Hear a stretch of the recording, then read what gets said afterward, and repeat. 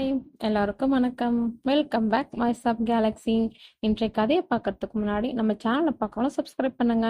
அப்படியே பெல் ஐக்கானையும் கிளிக் பண்ணுங்க. வாங்க இன்றைய கதைக்கு போகலாம். கிழக்கு வானம் கீறி இளஞ்சிவப்பு நிறத்தை வங்கக்கடலின் அலைகளின் மீது பூசிக்கொண்டிருந்தது. கல்பாக்கத்தின் அந்த காலை பொழுதிற்கு ஒரு தனித்துவமான அமைதி உண்டு. அணு உலையின் பிரம்மாண்டம் நகரின் ஒரு அங்கமாக இருந்தாலும் அதன் மறுபக்கம் கடல் காற்று, சவுக்கு மரங்களின் சலசலப்பு மற்றும் புதிய நாளின் நம்பிக்கையுடன் எழும் மனிதர்களின் ஆரவாரம் நிறைந்திருந்தது. ஆதவ் தனது படுக்கை அறையின் சாளரம் வழியே தெரிந்த இந்த காட்சியை சில நொடிகள் ரசித்தபடி நின்றான்.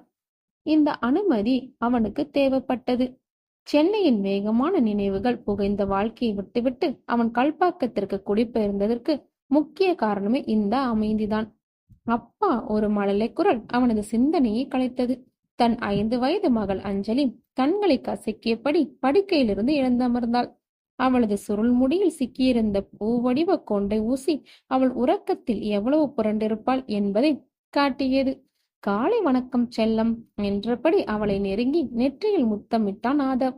அப்பா, இன்றைக்கு பள்ளிக்கு முதல் நாள். அவள் குரலில் உற்சாகமும் ஒரு துளி பதற்றமும் கலந்திருந்தது. ஆமாண்டா குட்டி, இன்றைக்கு நீ பெரிய மனுஷி ஆக போற. புதிய பள்ளி, புதிய நண்பர்கள், புதிய ஆசிரியர் என்று சொல்லிக்கொண்டே அவளை தூக்கி குளியலறைக்கு சென்றான்.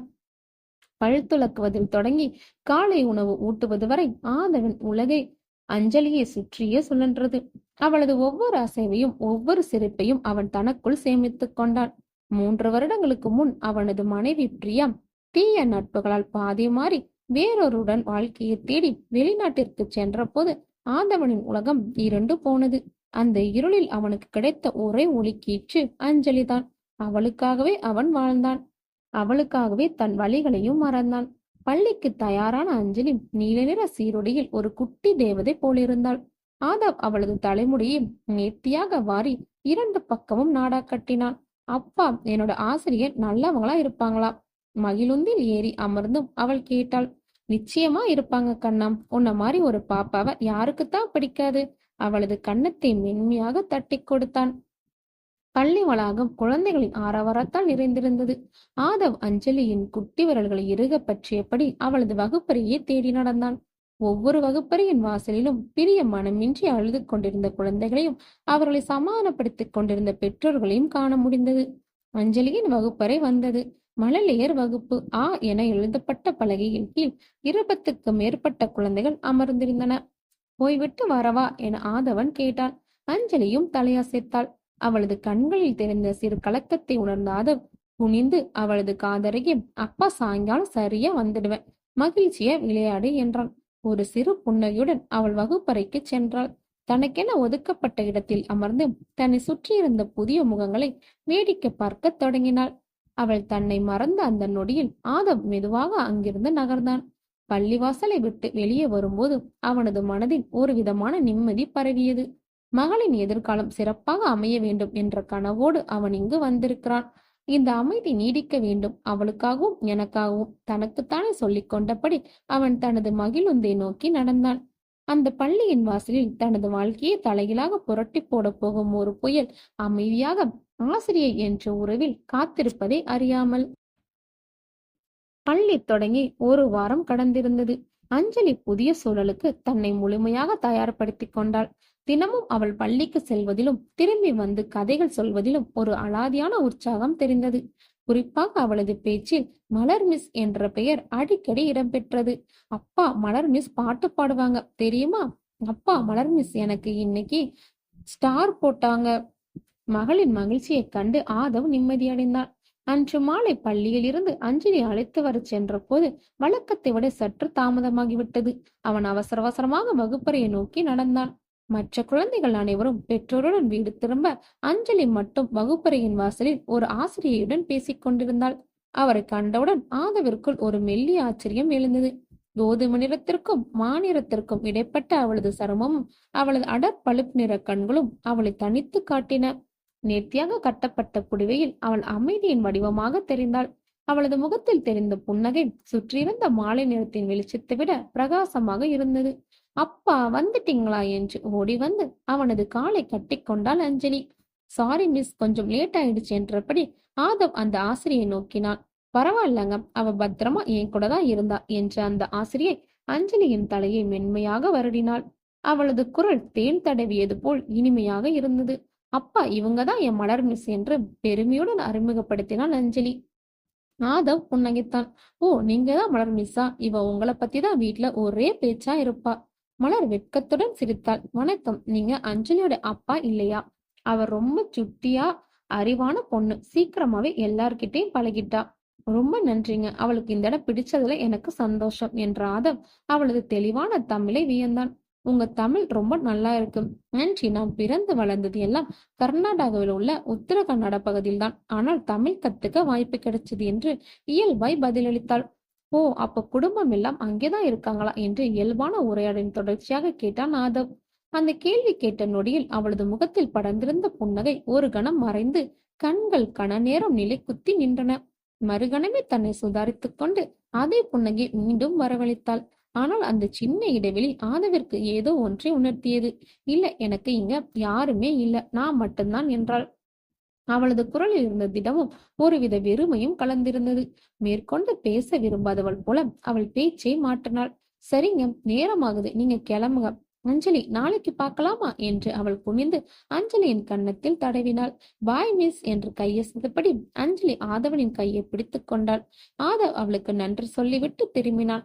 மகிழுந்தை நோக்கி நடக்கும்போது அவனது எண்ணங்கள் அந்த ஆசிரியர் சுற்றியே இருந்தன.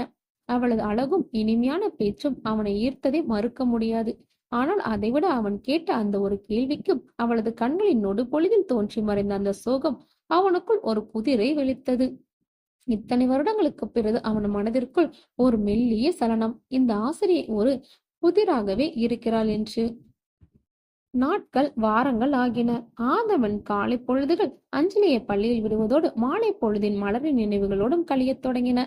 பள்ளியின் ஆண்டு விழாவுக்கான ஏற்பாடுகள் தொடங்கிய போது இருவருக்குமான உரையாடல்கள் இயல்பாக நீண்டன. ஆண்டு விழாவின் முக்கிய நிகழ்ச்சியான ஆங்கில நாடகத்தை ஒருங்கிணைக்கும் பொறுப்பு மலரிடம் ஒப்படைக்கப்பட்டிருந்தது. ஆதவ் தன் மகளை நாடகத்தில் சேர்த்து விட்டதுடன் நேரம் கிடைக்கும் போதெல்லாம் விழா ஏற்பாடுகளுக்கு உதவ முன்வந்தான். மேடை அலங்காரம், ஒளி அமைப்பு என சிறு சிறு வேலைகளில் தன்னை ஈடுபடுத்திக் கொண்டான். இந்த தருணங்கள் மலரின் இன்னொரு பக்கத்தை அவனுக்கு அறிமுகப்படுத்தின. குழந்தைகளிடம் வேலை வாங்குவதில் அவளுக்கு இருந்த திறமை அபாரமானது. அவள் ஒருபோதும் குரலை உயர்த்தவில்லை. அவளது மென்மையான கட்டளைகளுக்கு குழந்தைகள் மந்திரத்திற்கு கட்டப்பட்டது போல செவி சாய்த்தனர். சோர்வடைந்த குழந்தைகளுக்கு கதை சொல்வதும் உற்சாகப்படுத்துவதும் அவர்களுக்கு ஒருத்தியாக மாறி நடிப்பதும் என அவள் வகுப்பறைய ஒரு கொண்டாட்டமாக மாற்றியிருந்தாள். விழா நாளன்று மலர் ஒரு தேவதையை போலிருந்தாள்.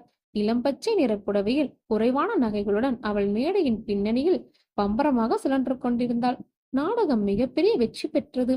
அஞ்சலி ஒரு பட்டாம்பூச்சியாக நடித்தது அனைவரின் பாராட்டையும் பெற்றது. நிகழ்ச்சி முடிந்ததும் பெற்றோர்கள் களைய தொடங்கினர். ஆதவ் அஞ்சலி அழைத்துக் கொண்டு மலரிடம் நன்றி சொல்ல சென்றான். அவள் கலைந்த தலையையும் களைப்பு தெரிந்த முகத்தையும் பொருட்படுத்தாமல் மேடை பொருட்களை ஒழுங்குபடுத்தி கொண்டிருந்தாள். எல்லாம் ரொம்ப அருமையா இருந்தது மலர், உங்களோட உழைப்பு நல்லாவே தெரிஞ்சது என்றான் ஆதவ். அவள் நிமிர்ந்து அவனை பார்த்து புன்னகைத்தாள். அந்த களைப்பிலும் அவள் முகம் ஒளிர்ந்தது. நன்றி ஆதவ், எல்லா குழந்தைகளும் ரொம்ப நல்லா ஒத்துழைச்சாங்க என அஞ்சலி ரொம்ப அழகா நடிச்சா. மலர் மிஸ், நீங்களும் என் கூட வீட்டுக்கு வாங்க என்று அஞ்சலி அவளது புடவையை பிடித்து இழுத்தாள். குழந்தையின் அந்த அழைப்பில் இருந்த கள்ளமின்மை இருவரையும் ஒரு கணம் தர்ம சங்கடத்தில் ஆழ்த்தியது. மலர் மெதுவாக குனிந்து அஞ்சலியின் கன்னத்தை தருடி, இன்னொரு நாள் கண்டிப்பா வரண்டா செல்லம், இன்னைக்கு மிஸ்ஸுக்கு நிறைய வேலை இருக்கு என்றாள். நான் வேணா உதவி செய்யட்டுமா என்று கேட்டான் ஆதவ். ஐயோ வேண்டாம், நீங்க குழந்தை அழைச்சிட்டு வீட்டுக்கு கிளம்புங்க என்றவள் ஒரு கனமான அட்டைப்பெட்டியை தூக்க முயன்றாள். அது அவளுக்கு சிரமமாக இருப்பதை பார்த்த ஆதவ் சட்டென முன்வந்து அந்த பெட்டியை வாங்கினான். அப்போது அவனது விரல்கள் அவளது விரல்களை லேசாக உரசிச் சென்றன. அந்த நொடியில் இருவருக்கும் இடையே ஒரு மெல்லிய மின்சாரம் பாய்ந்தது. மலர் சட்டென தன் பார்வையை தாழ்த்திக் கொண்டாள். ஆதவனின் இதய துடிப்பு எகிறியது. வார்த்தைகள் அற்றுப்போன அந்த மௌனமான நொடியில் அஞ்சலி மீண்டும் அப்பா, மிஸ்ஸ கூட்டிட்டு போகலாம்ப்பா என்றாள். அந்த குழந்தையின் குரல் இருவரையும் தற்போதைய நிலைக்கு கொண்டு வந்தது. ஆதவ் அந்த தருணத்தை தவறிவிட விரும்பாமல், அஞ்சலி சொல்றதுக்காக இல்ல, எனக்காகவும் கேட்கிறேன், நாளைக்கு சாயங்காலம் எங்காவது ஒரு காஃபி சாப்பிட போகலாமா என்று மெல்லிய குரலில் கேட்டான். மலர் திகைப்புடன் அவனை பார்த்தாள். அவளது பழுப்பு நிற கண்களுக்கு ஒரு வினாடி தயக்கத்தின் நிழல் ஓடி மறைந்தது. பின்னர் ஒரு தெளிவான புன்னகையுடன் சரி என்று தலையசைத்தாள். வீட்டிற்கு வந்ததும் ஆதவனின் அம்மாவிடம் விழா நடந்த விதத்தையும் மலரின் பங்களிப்பையும் பற்றி உற்சாகமா பேசினான். அவனது குரலில் தெரிந்த மகிழ்ச்சியும் அவன் கண்ணில் திறந்த பிரகாசத்தையும் கண்ட அந்த தாய் தன் மகன் நீண்ட நாட்களுக்கு பிறகு உயிர்ப்புடன் இருப்பதை உணர்ந்தான். அந்த பொண்ணு நல்ல பொண்ணா தெரியுதுடா என்றார் அவர். ஒரு நாள் வீட்டுக்கு விருந்துக்கு கூப்பிடேன் ஆதவ், நானும் பேசி பார்க்கிறேன். தாயின் வார்த்தைகள் ஆதவிற்கு புதிய நம்பிக்கை விதைத்தன. அன்றிரவு உறக்கம் வரும் வரை அவனது சிந்தைகள் முழுவதும் மலரின் புன்னகையும் அந்த காபி ஷாப்பில் அவருடன் என்ன பேசப் போகிறோம் என்ற திட்டமிடலுமே நிறைந்திருந்தது. பல வருடங்கள் காய்ந்து கிடந்த அவனது மனதில் காதல் மெதுவாக மலரத் தொடங்கியது. 8 வருடங்களுக்கு முன்பு உத்தர கர்நாடகா மேற்கு தொடர்ச்சி மலையின் அந்த பசுமைக்குள் புதைந்திருந்தது அந்த பெரிய ஆங்கிலோ இந்திய பங்களா. ரோஸ் கார்டன் என்று பெயரிடப்பட்ட அந்த வீட்டின் சுவர்கள் பல தலைமுறைகளின் கதவுகளை தன்னுள் அடக்கி வைத்திருந்தது. ஆனால் அன்றிரவு அந்த சுவர்கள் கேட்க நேர்ந்தது ஒரு குடும்பத்தின் மரண ஓலத்தை. வெளியே மழை விடாமல் பெய்து கொண்டிருந்தது. ஒவ்வொரு இடிக்கும் சாரலாக கண்ணாடிகள் அதிர்ந்தன. உள்ளே அதைவிட பெரிய இடி ஒன்று அந்த குடும்பத்தின் மையத்தில் விழுந்தது. 18 வயது எலினார் தன் தாயின் கைகளை பற்றி கொண்டு அப்பாவை வெறித்து பத்து கொண்டிருந்தாள். அவளது அப்பம் ரிச்சர்ட் குற்ற உணர்ச்சியில் தலை குனிந்து நின்றார். தயவு செய்து மீண்டும் சொல்லுங்கள் ரிச்சர்ட், நான் கேட்டது தவறாக இருக்க வேண்டும் என்றால் எலினாரையும் தாய் கேத்தரின். அவளது குரல் உடைந்து போய் ஒலித்தது. ரிச்சர்ட் பெருமூச்சுடன் நிமிர்ந்தான். நான் என் முடிவை மாற்றிக்கொள்ள போவதில்லை கேத்தரின். மங்களூரில் இருக்கும் அந்த எஸ்டேட்டை நான் ஜேசன் பேரில் எழுதப் போகிறேன். அவனும் என் மகன்தான். அவனுக்கு என் சொத்தில் பங்குண்டு. அந்த வார்த்தைகள் விஷம் தோய்ந்த அம்புகளாய் கேத்தரின் இதயத்தில் பாய்ந்தன. பங்குண்டா? இத்தனை வருடம் உங்களுக்கு உண்மையா இருந்த எனக்கும் உங்கள் பிள்ளைகளுக்கும் இதுதான் பரிசா? எங்கிருந்தோ வந்த ஒருவனுக்காக எங்களை வீதிக்கு தள்ள போகிறீங்களா? அவன் எங்கிருந்தோ வந்ததில்லை. அவன் என் ரத்தம் என்று ரிச்சர்ட் கத்தினார். அவன் யாரப்பாம்? அதுவரை மௌனமாக இருந்த எலினார் சீறினாள். இத்தனை காலமாய் மறைத்து வைத்திருந்த உங்கள் தவறின் சின்னம் அவன். அவனுக்காக எங்களையும் தம்பி சாமுவேலையும் ஏன் அழிக்க பாக்குறீங்க? 15 வயது சாமுவேல் இந்த வாக்குவாதத்தின் கோரத்தை தாங்க முடியாமல் தன் தாயின் பின்னால் ஒளிந்து கொண்டு பயத்துடன் அழுது கொண்டிருந்தான். நான் யாரையும் அழிக்க நினைக்கவில்லை. நான் என் தவற்றை சரி செய்ய பார்க்கிறேன் என்றான் ரிச்சர்ட். எப்படியும் எங்களின் வாழ்க்கையை அழித்தாம். இந்த வீட்டையும் எங்களையும் நடுத்தெருவில் நிறுத்தியா? எலினாரின் குரல் கோபத்தில் நடுங்கியது. வாக்குவாதம் முற்றியது. வார்த்தைகள் தடித்து மரியாதையின் மெல்லிய கொடு அழிந்து போனது. இறுதியில் ரிச்சர்ட் மேசியை ஓங்கி அறைந்து என் முடிவு இறுதியானது. இனி இதை பற்றி பேச ஒன்றுமில்லை என்று கூறிவிட்டு தன் அறைக்குள் சென்று கதவை ஓங்கி சாத்தினார். வெளியே இடி சத்தமாக இறங்கியது. உள்ளே அந்த குடும்பத்தின் எதிர்காலம் இடிந்து விழுந்தது. கேத்தரின் அங்கிருந்த நாற்காலியில் சரிந்து முகம் பொத்தி அழத் தொடங்கினார். எலினார் தன் தாயின் நிலை கண்டு துடித்தாள். அவளது இளம் இரத்தத்தில் கோவமும் இயலாமையும் கலந்து கொதித்தது. எல்லாம் முடிந்து விட்டது. அப்பா எல்லாவற்றையும் அழித்து விட்டார். இந்த வீடு, இந்த வாழ்க்கை இனி எதற்கு என்ற எண்ணம் வெறியாக மூண்டது. அவள் தள்ளாடியபடி தன் அறைக்கு சென்றாள். மேசையின் மீது குடும்ப பகைப்படம் ஒன்று புன்னகித்துக் கொண்டிருந்தது. அதற்கு அருகில் ஒரு மண்ணெண்ணை விளக்கு மங்களாக எரிந்து கொண்டிருந்தது. அதன் அருகே ஒரு தீப்பெட்டி இருந்தது. அவளது கண்கள் அந்த தீப்பெட்டியை வெறித்தன. விரல்கள் நடுங்க அதை எடுத்தாள். ஒரு குச்சியை உருவி அதன் பக்கவாட்டில் ஓங்கி உரசினாள். கீச் என்ற சத்தத்துடன் அந்த சிறு தீக்குச்சி பற்றி கொண்டது. அது செந்நிற ஒளி அவளது கண்ணீர் வழிந்த கோபம் நிறைந்த முகத்தில் விசித்திரமாக பிரதிபலித்தது. அடுத்த சில நிமிடங்களில் எலினார் அந்த பங்களாவிற்கு பின்னால் இருந்த காடுகளுக்குள் வெறி பிடித்தவளைப் போல ஓடிக்கொண்டிருந்தாள். அவளது ஆடைகள் பிழிந்து கால்களின் முட்கள் குத்தி இரத்தம் வழிந்தது. அவள் திரும்பி பார்க்கவில்லை. அவளுக்கு பின்னால் அவளது கடந்த காலமே செந்நிற பிளம்புகளாய் எரிந்து கொண்டிருந்தது. ரோஸ் கார்டன் தீயில் மூழ்கி வானத்தை நோக்கி ஓலமிட்டு கொண்டிருந்தது. ஆண்டு விழா நிகழ்விற்கு பிறகு ஆதவனின் உலகம் மேலும் பிரகாசமானது போல தோன்றியது. அவனும் மலரும் திட்டமிட்டபடி காஃபி அருந்த சென்றனர். கடற்கரையை ஒற்றியிருந்த அந்த சிறிய ஓட்டலில் அலைகளின் ஓசையை கேட்டபடி அவர்கள் பேசிக் கொண்டிருந்தனர். ஆரம்பத்தில் பள்ளி, அஞ்சலி, பாடம் சொல்லித்தரும் முறைகள் என பொதுவான விஷயங்களை பேசி உரையாடல் மெதுவாக தனிப்பட்ட பக்கங்களுக்கு திரும்பியது. ஆதவ் தன் விவாகரத்து பற்றியும் அஞ்சலிக்காகவே தன் வாழ்க்கையை மறுசீரமைப்பு செய்தது பற்றியும் மென்மையாக கூறினான். அவன் தன் வழிகளை பகிர்ந்து கொண்ட விதம் மலருக்கு அவன் மீதான மரியாதையை அதிகரித்தது. புதிய ஊரில் தனியாக இருப்பது சில சமயம் கொஞ்சம் கடினமாகத்தான் இருக்கிறது என்று மலர் கூறும்போது அவளது குரலில் இருந்த மெல்லிய சோகத்தை ஆதவால் உணர முடிந்தது. ஆனால் அவள் தன் கடந்த காலத்தின் கதவுகளை இறுக மூடியே வைத்திருந்தாள். அந்த சந்திப்பு இருவருக்குள்ளும் இருந்த ஈர்ப்பை உறுதி செய்தது. அவர்கள் பிரியும் போது மீண்டும் சந்திக்க வேண்டும் என்ற பேசை உடன்படிக்கை இருவர் மனதிலும் இருந்தது. வீட்டிற்கு வந்த ஆதவனின் முகத்தில் தெரிந்த மகிழ்ச்சியை கண்ட அவன் தாய், என்னடா ரொம்ப சந்தோஷமா இருக்க என்று கேட்டான். ஆதவ் தன் தாயிடம் எதையும் மறைத்ததில்லை. மலருடனான சந்திப்பை பற்றி கூறினான். அவன் பேச்சில் தெரிந்த உற்சாகத்தை கண்ட அந்த தாய், நான் அன்னைக்கே சொன்னேன்ல அந்த பொண்ணு நல்ல பொண்ணுன்னு. சரி, சும்மா வெளியில சுத்திட்டு இருக்காம ஒரு நாள் வீட்டுக்கு கூப்பிட சாப்பிட வைப்போம். நானும் 4 வார்த்தை பேசி பாக்குறேன் என்றார். தாயின் வார்த்தைகள் ஆதவிற்கு மேலும் தைரியத்தை கொடுத்தன. மறுநாள் பள்ளியில் மலர சந்தித்த போது, எங்க அம்மா அவங்களை ஞாயிற்றுக்கிழமை மதிய உணவுக்கு வீட்டுக்கு கூப்பிட சொன்னாங்க என்றான். ஒரு குடும்ப நிகழ்வுக்கு தன்னை அழைத்ததும் மலர் ஒரு கணம் தயங்கினாள். குடும்பம் என்ற வார்த்தை அவளுக்குள் புதைந்து கிடந்த பயங்களை கீறிவிட்டது. ஆனால் ஆதவனின் முகத்தில் தெரிந்த எதிர்பார்ப்பையும் அஞ்சலியை பார்க்கும் ஆசையும் அவளால் நிராகரிக்க முடியவில்லை. மெல்லிய புன்னகையுடன் சம்மதம் தெரிவித்தாள். ஞாயிற்றுக்கிழமை அன்று ஆதவனின் வீடு ஒரு சிறிய திருவிழா குளம் பூண்டிருந்தது. அவனது அம்மா தன் கைப்பக்குவத்தில் பலவிதமான பதார்த்தங்களை செய்திருந்தார். மலர் அடர் நீல நிறத்தில் ஒரு சுடிதார் அணிந்து மிக இயல்பாக வீட்டிற்குள் நுழைந்தாள். மாமா என்று ஆதவனின் அம்மா அவளை வாஞ்சியுடன் வரவேற்றாள். அஞ்சலி ஓடு வந்து அவள் கைகளை பிடித்துக் கொண்டாள். அந்த மதியம் மலரின் வாழ்க்கையில் மறக்க முடியாத ஒன்றாக மாறியது. ஆதவனின் அம்மா அவளிடம் தன் சொந்த மகளிடம் பேசுவது போல பழகினார். அவளது பின்னணி பற்றி திருவி திருவி கேட்காமல் அவளது விருப்பங்கள், அவளது வேலை சார்ந்த அனுபவங்கள் என கேட்டு அவளை இயல்பாக உணர வைத்தார். மலர் அஞ்சலியுடன் விளையாடியதும், சமையலில் சிறு சிறு உதவிகள் செய்ததும் அந்த வீட்டிற்கு அவள் அந்நியமானவள் இல்லை என்ற உணர்வை ஏற்படுத்தியது. ஆதவன் தன் தாயும் மகளும் மனதிற்கு பிடித்தவளும் ஒன்றாக சிரித்து பேசிக் கொண்டிருந்த அந்த அற்புத தருணத்தை தன் மனதின் ஓரத்தில் பொக்கிசமாக சேமித்துக் கொண்டாள். தன் சிதைந்து போன குடும்பம் மீண்டும் ஒரு முழுமையடையும் சாத்தியம் அவன் கண் முன்னே தெரிந்தது. மலர் கிளம்பி சென்ற பிறகு ஆதவனின் அம்மா அவன் அருகே வந்து அமர்ந்தார். ரொம்ப நல்ல பொண்ணுடாம் ஆதவ் என்றார். அவ கண்ணுல ஏதோ ஒரு சொல்ல முடியாத சோகம் தெரியுது. ஆனா அவ மனசு தங்க மாதிரி. அவ உன் வாழ்க்கையில வந்தா உன்னையும் அஞ்சலியும் நல்லா பாத்துப்பான். அம்மாவுக்கு முழு சம்மதம். தாயின் ஆசிர்வாதம் ஆதவனின் காதலுக்கு கிடைத்த மணிமகுடமாய் இருந்தது. அவன் மனம் தெளிவாகியது. மலர்தான் தன் எதிர்காலம் என்று அவன் உறுதியாக நம்பினான். இனி அவளிடம் தன் காதலை சொல்ல வேண்டியதுதான் பாக்கி. அந்த இரவின் முடிவில் தன் வாழ்க்கையின் புதிய அத்தியாயம் எவ்வளவு அழகாக தொடங்கியது என எண்ணியபடி ஆதவன் உறக்கத்தை தழுவினான். ஆதவனின் வீட்டில் நடந்த அந்த விருந்திற்கு பிறகு அவனுக்கும் மலருக்குமான உறவு ஒரு புதிய பரிமாணத்தை அடைந்தது. தயக்கங்கள் விலகி வார்த்தைகள் பெருகின. அஞ்சலியை பள்ளியில் விடும்போது அழைத்து வரும்போதும் அவர்கள் பேசிக்கொள்ளும் நிமிடங்கள் நீண்டன. வார இறுதி நாட்களில் அஞ்சலி அழைத்துக் கொண்டு கடற்கரைக்கோ பூங்காவிற்கோ செல்வது அவர்களுக்கு வழக்கமானது. அப்படி ஒரு மாலை பொழுதில் மூவரும் கல்பாக்கம் கடற்கரையில் இருந்தன.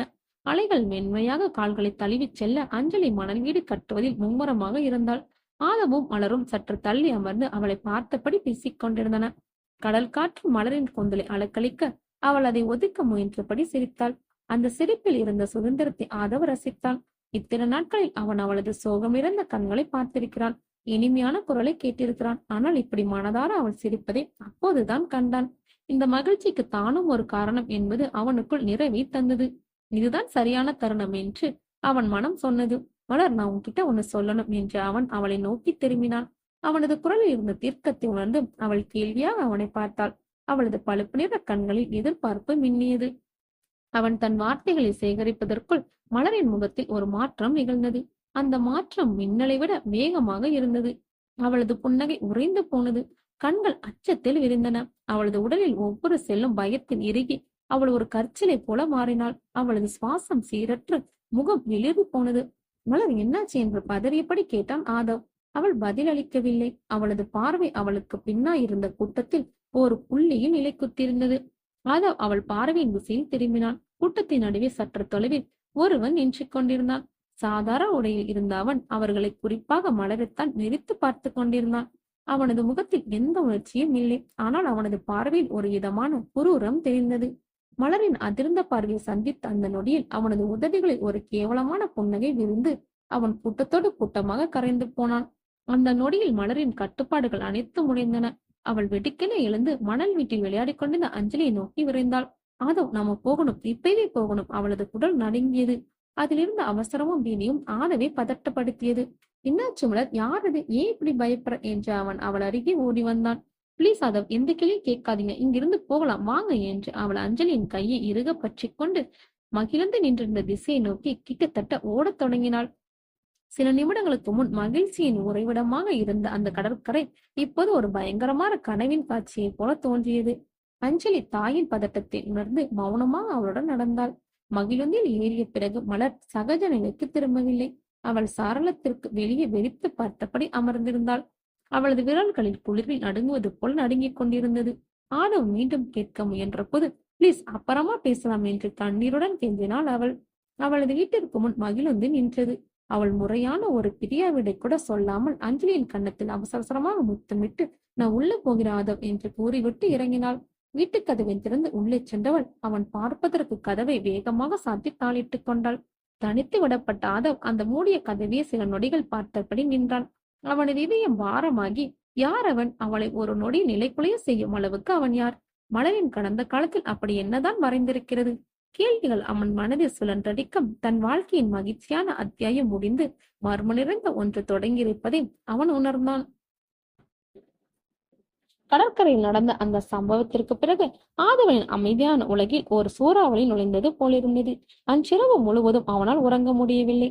மலரின் பயம் நிறைந்த முகமும் அவளது பதற்றமான வார்த்தைகளும் அவன் மனதிற்குள் மீண்டும் மீண்டும் ஒலித்தன. யார் அவன்? மலருக்கும் அவனுக்கும் என்ன தொடர்பு? கேள்விகளும் விடிந்த அந்த பொழுது பதில்களை தராமல் மேலும் புதிர்களையே அவனுக்கு பரிசளித்தது. காலையில் அவன் மலரை தொடர்பு கொள்ள முயன்ற போது அவளது தொலைபேசி அணைத்து வைக்கப்பட்டிருந்தது. ஒரு விதமான இனம் புரியாத தவிப்புடன் அவன் அஞ்சலியை பள்ளிக்கு தயார் செய்தான். இன்று எப்படியாவது மலரிடம் பேசிவிட வேண்டும் என்ற ஒரே நோக்கத்துடன் அவன் பள்ளிக்கு கிளம்பினான். பள்ளி வளாகத்தில் மலர் குழந்தைகளை வகுப்பறைக்குள் அழைத்து சென்று கொண்டிருந்தாள். தூரத்தில் இருந்தே அவளை பார்த்த ஆதவிற்கும் அவள் பழைய மலர் இல்லை என்பது தெளிவாக தெரிந்தது. அவளது முகத்தில் இருந்த புன்னகை மறைந்து ஒரு விதமான இறுக்கம் குடிக்கொண்டிருந்தது. கண்களுக்கு கீழே உறக்கமின்மை காட்டிக் கொடுக்கும் கருவளையங்கள் தெரிந்தன. அஞ்சலி மிஸ் கிட்ட போ என்றான் ஆதவ். அஞ்சலி ஓடி சென்று குட் மார்னிங் மிஸ் என்றாள். மலர் புனிந்து குட் மார்னிங் செல்லம் என்றாள். ஆனால் அவளது குரல் வழக்கமான உற்சாகம் இல்லை. அவள் நிமிர்ந்து ஆதவை பார்த்த பார்வை இருவருக்கும் இடையில் ஒரு கண்ணாடி சுவரை எழுப்பியது. அதில் தொழில்முறை புன்னகை மட்டுமே இருந்தது. தனிப்பட்ட பரிவோ நேசமோ இல்லை. மலர், நீங்க நேத்து என்று ஆதவ் பேச்சே தொடங்கினான். அவள் அவனை பேசவிடாமல் மென்மையாக தடுத்தாள். ஆதவ், எனக்கு வகுப்பு தொடங்க நேரமாச்சு, நாம அப்புறமா பேசலாம் என்று கூறிவிட்டு அஞ்சலியின் கையை பிடித்து உள்ளே போலாம்டா என்றபடி வகுப்பறைக்குள் சென்று விட்டாள். அவள் பேசியதில் கடுமை இல்லை, ஆனால் அதில் இருந்த திட்டவட்டமான விலகல் ஆதவனின் இதயத்தில் ஒரு முள்ளாய் குத்தியது. நேற்று வரை அவனது உலகத்தில் வண்ணங்களை நிரப்பியவள் இன்று அவனிடம் இருந்து தன்னை முற்றிலுமாக துண்டித்துக் கொண்டதால் அவனால் ஏற்றிக்கொள்ள முடியவில்லை. நாள் முழுவதும் அவனது சிந்தனைகள் சிதறடித்து கிடந்தன. வேலையில் கவனம் செலுத்த முடியவில்லை. மாலையில் பள்ளியிலிருந்து அஞ்சலி அழைத்துச் செல்லும் போது அவனிடம் தனியாக பேசுவிடலாம் என்ற நம்பிக்கையுடன் சென்றான். ஆனால் அவன் சென்ற போது மலர் அங்கே இல்லை. அஞ்சலி இன்னொரு ஆசிரியருடன் அமர்ந்திருந்தாள். என்ன மிஸ், மலர் மிஸ் இல்லையா என்று கேட்டான் ஆதவ். ஓ ஆதவ், மலர் டீச்சருக்கு உடம்பு சரியில்லைன்னு கொஞ்சம் சீக்கிரமாவே கிளம்பிட்டாங்க, அஞ்சலியை பார்த்துக்க சொன்னாங்க என்றாள் அந்த ஆசிரியை. அது பொய் என்று ஆதவிற்கு நன்றாக தெரிந்தது. அவள் தன்னை திட்டமிட்டு தவறுகிறாள். அவளது கடந்த காலத்தின் நிழல் இப்போது தங்களின் நிகழ்காலத்தின் மீது கவிழ்ந்து கொண்டிருப்பதை அவன் உணர்ந்தான். மகிழுந்தின் வீடு திரும்பும் போது அஞ்சலி அமைதியாக இருந்தாள். திடீரென, அப்பா, மலர் மிஸ் இன்னைக்கு என் கூட சரியாவே பேசலப்பாம், அவங்க சோகமாவே இருந்தாங்க என்றாள்.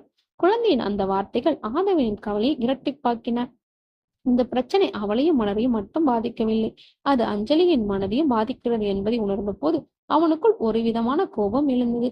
அன்றிரவு தன் அறையில் தனிமையில் அமர்ந்திருந்தான் ஆதவ். மலர் எழுப்பியிருந்த இந்த மௌனச்சுவரை தகர்க்க அவனால் முடியவில்லை.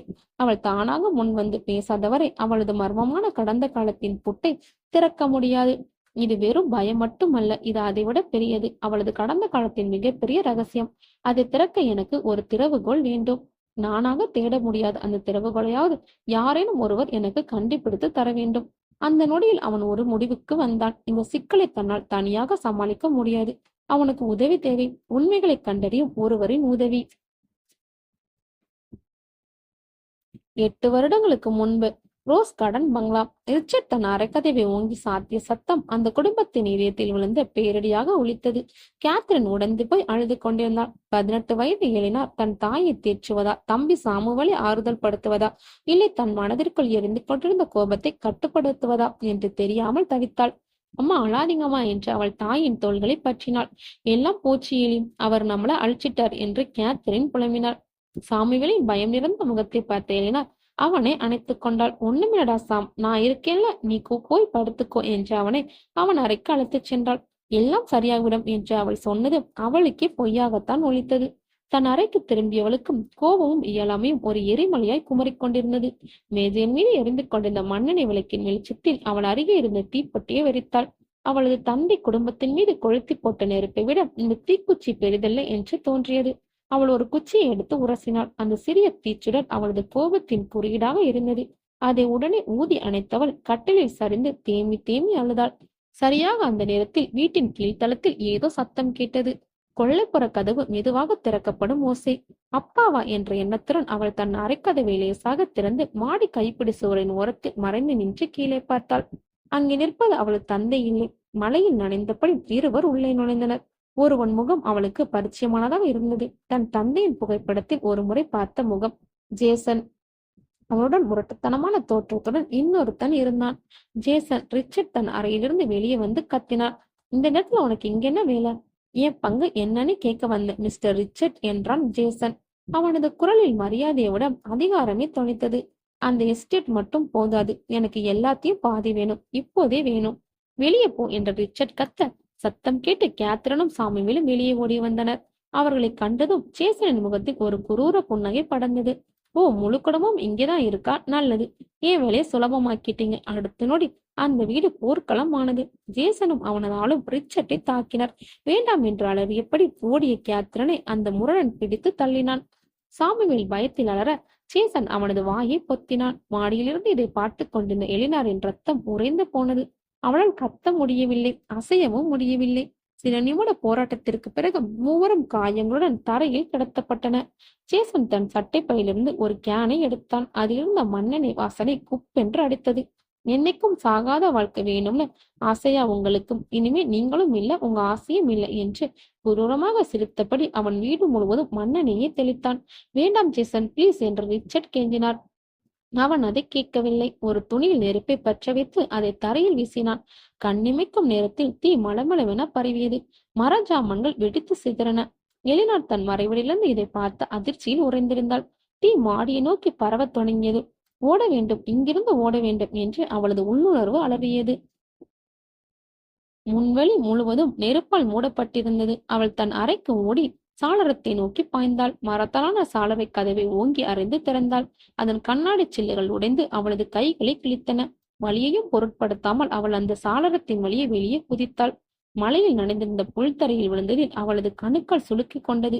வலியை பொறுத்து கொண்டு எழுந்தவள் பின்னாலிருந்த காட்டுக்குள் தட்டு தடுமாறி ஓடத் தொடங்கினாள். ஒரு முறை திரும்ப பார்த்தாள். தன் கனவுகளின் கோட்டையாக இருந்த ரோஸ் கார்டன் பற்றி எரிந்து கொண்டிருந்தது. நெருப்பின் செந்நிற பிளம்புகளும் மழலையும் மீறி வானத்தை நோக்கி எழுந்து அவளது குடும்பத்தின் மரண ஓலத்தை எதிரொலிப்பது போல இருந்தது. காயங்களுடன் கண்ணீருடன் தன் குடும்பத்தையும் கடந்த காலத்தையும் அந்த தீக்கு இரையாக்கிவிட்டு அந்த இரவின் இருளுக்குள் அவள் ஓடி மறைந்தாள். மலரன்று பள்ளிக்கு செல்லவில்லை. உடல்நிலை சரியில்லை என்று ஒரு குறுஞ்செய்தியை மட்டும் தலைமை ஆசிரியருக்கு அனுப்பிவிட்டு தன் வீட்டின் கதவுகளையும் சாளரங்களையும் இறுக மூடிக்கொண்டு உள்ளேயே முடங்கி கிடந்தாள். அவள் தப்பித்து வந்த கடந்த காலம் 8 வருடங்கள் கழித்து அவளை மிக சரியாக கண்டுபிடித்து விட்டது. கடற்கரையில் அவள் கண்ட அந்த முகம் அவளது உறக்கத்தையும் அமைதியும் ஒரு சேர குடித்து விட்டது. ஒவ்வொரு வாகனத்தின் சத்தமும், தெருவில் கேட்கும் ஒவ்வொரு காலடி யோசையும் அவளை திடுக்கிட வைத்தது. ஆதவனின் நினைவும் அஞ்சலின் மழலின் முகமும் அவள் மனதில் வந்து போனது. அவள்கள் இதில் சிக்க வைத்து விடக் கூடாது, நான் இங்கிருந்து போய்விட வேண்டும் என்ற ஒரே சிந்தனை அவளுக்குள் மீண்டும் மீண்டும் ஓடிக்கொண்டிருந்தது. அப்போது அவளது வீட்டின் கதவு தட்டப்பட்டது. மென்மையாக அல்ல, அதிகாரமாக. அவள் உடல் ஒரு முறை சிலிர்த்து அடங்கியது. அவள் பதிலளிக்காமல் அமைதியாக இருந்தாள். தட்டும் சத்தம் நின்ற பாடில்லை, விடாப்படியாக ஒலித்தது. இனிமேலும் தவிர்க்க முடியாது என்று உணர்ந்தவளாய் நடுங்கும் கால்களுடன் சென்று கதவை திறந்தாள். வாசலில் அவன் நின்று கொண்டிருந்தான். கடற்கரையில் அவள் கண்ட அதே முகம், அலெக்ஸ். அவன் குரூரமாக புன்னகைத்தபடி அவளை லேசாக பின்னால் தள்ளி உள்ளே நுழைந்து கதவை தாளிட்டுக் கொண்டான். அவனது அந்த செயல் அது அவளது வீடு அல்ல, அவனது சிறை என்பதை உணர்த்தியது. ரொம்ப நாள் ஆச்சு எலினார் ரோஸ் என்றான். அவளது உண்மையான பெயரை அவன் உச்சரித்த விதம் அவளது புதிய அடையாளமான மலர்விரி என்ற கவசத்தை கிழித்தெறிந்தது. இல்ல, இப்ப மலர்வினு கூப்பிடணுமா? நல்ல பேரு. உனக்கு என்ன வேணும்? எப்படி கண்டுபிடிச்ச? அவளது குரல் தழுதழுத்தது. ஜேசனுக்கு கைகள் ரொம்ப நீளம் எழினாள். உன்னை ரொம்ப நாளா தேடிட்டு இருந்தேன். நீ இப்படி ஒரு தடயத்தையும் விட்டு வைக்காம காணா போயிட்டது அவனுக்கு பிடிக்கல. அவன் அவளை மேலும் மேலும் கீழும் பார்த்தான். சரி, விஷயத்துக்கு வரேன். ஜேசன் உனக்கு ஒரு ஒப்பந்தம் கொடுக்க சொன்னான். எனக்கும் அவனுக்கும் நடுல எந்த ஒப்பந்தமும் இல்லை. அலெக்ஸ் கேலியாக சிரித்தான். இருக்கு, சட்டப்படி நீதான் உன் குடும்பத்தை கொண்டுட்டு வீட்டை கொளுத்துன கொலைகாரி. உன்னை தேடப்படும் குற்றவாளியாக அறிவிச்சு போலீஸ் கோப்பும் இன்னும் உயிரோட தான் இருக்கு. நாங்க ஒரு போன் பண்ணா போதும், கல்பாக்கம் போலீஸ் வந்து உன்னை அள்ளிக்கிட்டு போயிடும். இந்த மிரட்டல் அவளை ஒன்றும் செய்யவில்லை. அவள் எப்போதோ தயாராகிவிட்ட ஒன்றுதான் அது. ஆனால் அலெக்ஸ் அடுத்து சொன்னது அவளது கால்களுக்கு கீழே இருந்த பூமியை பிளந்தது. உன் அப்பா நீ சாகறதுக்கு முன்னாடி உனக்கு நல்லது செய்ய நினைச்சிருக்காரு போல. உனக்கு தெரியாம உன் பேர்ல ஒரு வெளிநாட்டு கணக்குல ஆரம்பிச்சு அதுல கொஞ்சம் பணத்தை போட்டிருக்காரு. அது இப்போ வட்டி குட்டி போட்டு 20 கோடி ரூபாய் ஆயிருக்கு என்றான். மலர் திகைப்புடன் அவனை பார்த்தாள். ஆனா ஒரு சிக்கல் என்று தொடர்ந்தான். அந்த பணத்தை எடுக்க உன்னோட கையெழுத்து வேணும். அதனால ஜேசன் உனக்கு ஒரு சலுகை கொடுக்கறான். நீ மரியாதை எங்களோட வந்து பணத்தை அவன் கணக்குக்கு மாத்திர பத்திரத்துல கையெழுத்து போடணும். அதுக்கு பதிலா அவன் உன்னை கொல்லாம மறுபடியும் எங்கேயாவது தொலைஞ்சு போக விட்டுடுவான். இது ஒரு ஒப்பந்தம் அல்ல, மரண ஓலை என்பதை அவள் அறிவாள். கையெழுத்து வாங்கிய மறுகணமே அவளை உயிரோடு விடமாட்டார்கள். அவள் மனம் ஆதவையும் அஞ்சலியும் நினைத்தது. அவர்களை காப்பாற்ற வேண்டும். எனக்கு எனக்கு யோசிக்க நேரம் வேணும் என்றாள் அவள். அலெக்ஸ் அவளை நெருங்கி வந்தான். அவனது குரல் பாம்பின் சீரலை போல ஒலித்தது. உனக்கு 48 மணி நேரம் தரேன். ஓட நினைக்காத, நாங்க உன்னை கவனிச்சுட்டு தான் இருக்கோம். அந்த ஆளையும் அவனோட சின்ன பொண்ணை பத்தியும் எங்களுக்கு தெரியும். அவங்களுக்கு ஏதாவது அசம்பாவிதம் நடந்தா நல்லா இருக்காது. அந்த கடைசி வார்த்தைகள் அவளது இதயத்தில் ஈட்டியை போல இறங்கின. ஆதவியும் அஞ்சலியும் அவன் தன் மிரட்டலுக்குள் கொண்டு வந்த அந்த நொடியில் மலரின் தப்பிக்கும் வழிகள் அனைத்தும் அடைபட்டு போயின. அலெக்ஸ் சென்று விட்டான். ஆனால் அவன் விட்டு சென்ற பயம் அந்த அறை முழுவதும் நிறைந்திருந்தது. மலர் தரையில் சரிந்து முழங்கால்களை கட்டிக்கொண்டு சத்தமின்றி அழத் தொடங்கினாள். அவளுக்கு முன்னால் 3 வழிகள் தான் இருந்தன. அவர்களுடன் சென்றால் மரணம், ஓடினால் ஆதவிற்கும் அஞ்சலிக்கும் ஆபத்து, போலீசிடம் சென்றால் நிரூபிக்க முடியாத கொலைப்பலியுடன் ஆயுள் முழுவதும் சிறை. அவளது கடந்த காலம் அவளை ஒரு கொடிய மிருகத்தைப் போல மூளையில் தள்ளி சுற்றி வளைத்திருந்தது. அடுத்த 2 நாட்களும் ஆதவிற்கு நரகமாக இருந்தது. மலர் பள்ளிக்கு வந்தாள். ஆனால் அவள் அங்கே இல்லை. அவளது உடல் மட்டுமே இயந்திரத்தனமாக இயங்கிக் கொண்டிருந்தன. அவள் குழந்தைகளிடம் பேசினாள், பாடம் நடத்தினாள். ஆனால் அவளது கண்களில் உயிரில்லை. ஆதவை பார்க்கும் போதெல்லாம் ஒரு அந்நியனை பார்ப்பது போல பார்த்துவிட்டு முகத்தை திருப்பிக் கொண்டாள். அவள் எழுப்பியிருந்த அந்த மௌனச் சுவர் நாளுக்கு நாள் உயர்ந்து அவர்களை பிரிக்கும் பெருமழையாக வளர்ந்து நின்றது.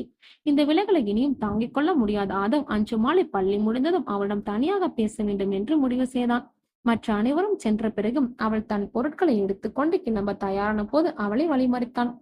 மலர், என்னிடம் இருந்து நீங்க ஏன் இப்படி ஓடி ஒளியறீங்கன்னு எனக்கு தெரிஞ்சுக்கணும் என்றான். அவனது குரல் சாந்தமாக ஆனால் உறுதியாக இருந்தது. உங்க அமைதி என்ன கொள்ளுது. நீங்க இப்படி விலகி போறதை என்னால தாங்கிக்க முடியல. மலர் அவனை நிமிர்ந்து பார்க்கவில்லை. தரையை பார்த்தவிட ஆதவ், இது நம்ம 2 பேருக்கும் சரி வராது நினைக்கிறேன் என்றாள். அந்த வார்த்தைகள் ஆதவனின் இதயத்தில் சம்மட்டியின் அடுத்தது போல விழுந்தது. சரி வராதா? 2 நாளைக்கு முன்னாடி வரைக்கும் எல்லாம் சரியாதானே இருந்துச்சு. கடற்கரையில் அந்த ஆளை பார்த்ததுக்கு அப்புறம் நீங்க இப்படி மாறிட்டீங்க. யார் அவன்? உங்களுக்கு என்ன வேணும் அவன்கிட்ட இருந்து? அது என்னோட தனிப்பட்ட விஷயம் என்றால் மலர், குரலில் எந்த உணர்ச்சியும் இன்றி. அதுக்கும் இதுக்கும் எந்த சம்மந்தம் இல்ல. எனக்கு யோசிக்க கொஞ்சம் இடம் வேணும். தயவு செஞ்சு என்னையும் அஞ்சலியும் எங்க வழியில தனியா விட்டுடுங்க. என்னையும் அஞ்சலியையும் அந்த வார்த்தைகள் கூர்மையாக இதயத்தை குத்தின. யார் அவர்களை இணைத்தார்களோ அவளையே தனக்கு எதிரான கவசமாக அவள் பயன்படுத்துகிறாள் என்பதை உணர்ந்த போது அவன் நிலை குலைந்து போனான். அவளை பாதுகாக்க வேண்டும் என்ற எண்ணத்தில் அவளை நெருங்கினாள். அவள் தன் மகளையே காட்டியே தன்னை விளக்குகிறாள். அவனது முகத்தில் தெரிந்த வலியைக் கண்டும் அவள் மனம் இறங்கவில்லை. அல்லது இரக்கம் காட்ட முடியாத அளவுக்கு அவளது இதயத்தை பயம் இறுக்கியிருந்தது. ஆதவனின் கோபம் மெதுவாக வடிந்து அந்த இடத்தில் ஒரு விதமான பரிதாபமும் தீர்க்கமான முடிவும் உருவானது. அவளிடம் கேட்ட பயனில்லை என்பதை அவன் புரிந்து கொண்டான். சரி மலர் என்றான். அவனது குரல் இப்போது தெளிவாக ஒலித்தது. உங்கள் விருப்பம் அதுதானா? நான் உங்களை தொந்தரவு செய்யல. ஆனா ஒண்ணு மட்டும் தெரிஞ்சுக்கோங்க, நீங்க ஏதோ ஒரு பெரிய ஆபத்தில் இருக்கீங்கன்னு எனக்கு நல்லா புரியுது. உங்களுக்கு உதவி தேவைப்பட்டா ஒரு தடவை யோசிக்காம என்ன கூப்பிடுங்க. நான் எப்போ உங்களுக்காக இருப்பேன். அவன் இதை சொல்லிவிட்டு திரும்பி கூட பார்க்காமல் அங்கிருந்து விறுவிறுவென்று நடந்து சென்று விட்டான். அவன் பார்வையில் இருந்து மறைந்த அந்த நொடியில் மலரின் கட்டுப்பாடு உடைந்தது. அவளது கண்கள் குளமாகின. வாயை பொத்திக் கொண்டு சத்தமின்றி அவள் தளரத் தொடங்கினாள். அவனை தூரம் வைக்கவே காயப்படுத்தியிருக்கிறேன். தனக்கு கிடைத்த ஒரே ஒரு நம்பிக்கையின் கதவை அவள் ஓங்கி சாத்திருந்தாள். அந்த வழியின் ஆழத்தை அவளை தவிர வேறு யாரும் அறிய முடியாது. நன்றிரவு ஆதவன் தன் வீட்டிற்கு வந்ததும் நண்பன் ஒருவன் என்னை தேடி எடுத்தான். சில மாதங்களுக்கு முன்பு ஒரு சிக்கலான வழக்கு சம்பந்தமாக அவன் ஒரு திறமையான தனியார் துப்பறிவாளரை பற்றி கூறியது நினைவுக்கு வந்தது. தொலைபேசி எடுத்தான். மறுமுனையில் அழைப்பு ஏற்கப்பட்டது. ஹலோ, நான் ஆதவ் பேசுறேன். உங்க நண்பர் வெற்றின்னு ஒருத்தரை பத்தி என்கிட்ட சொல்லியிருந்தீங்க.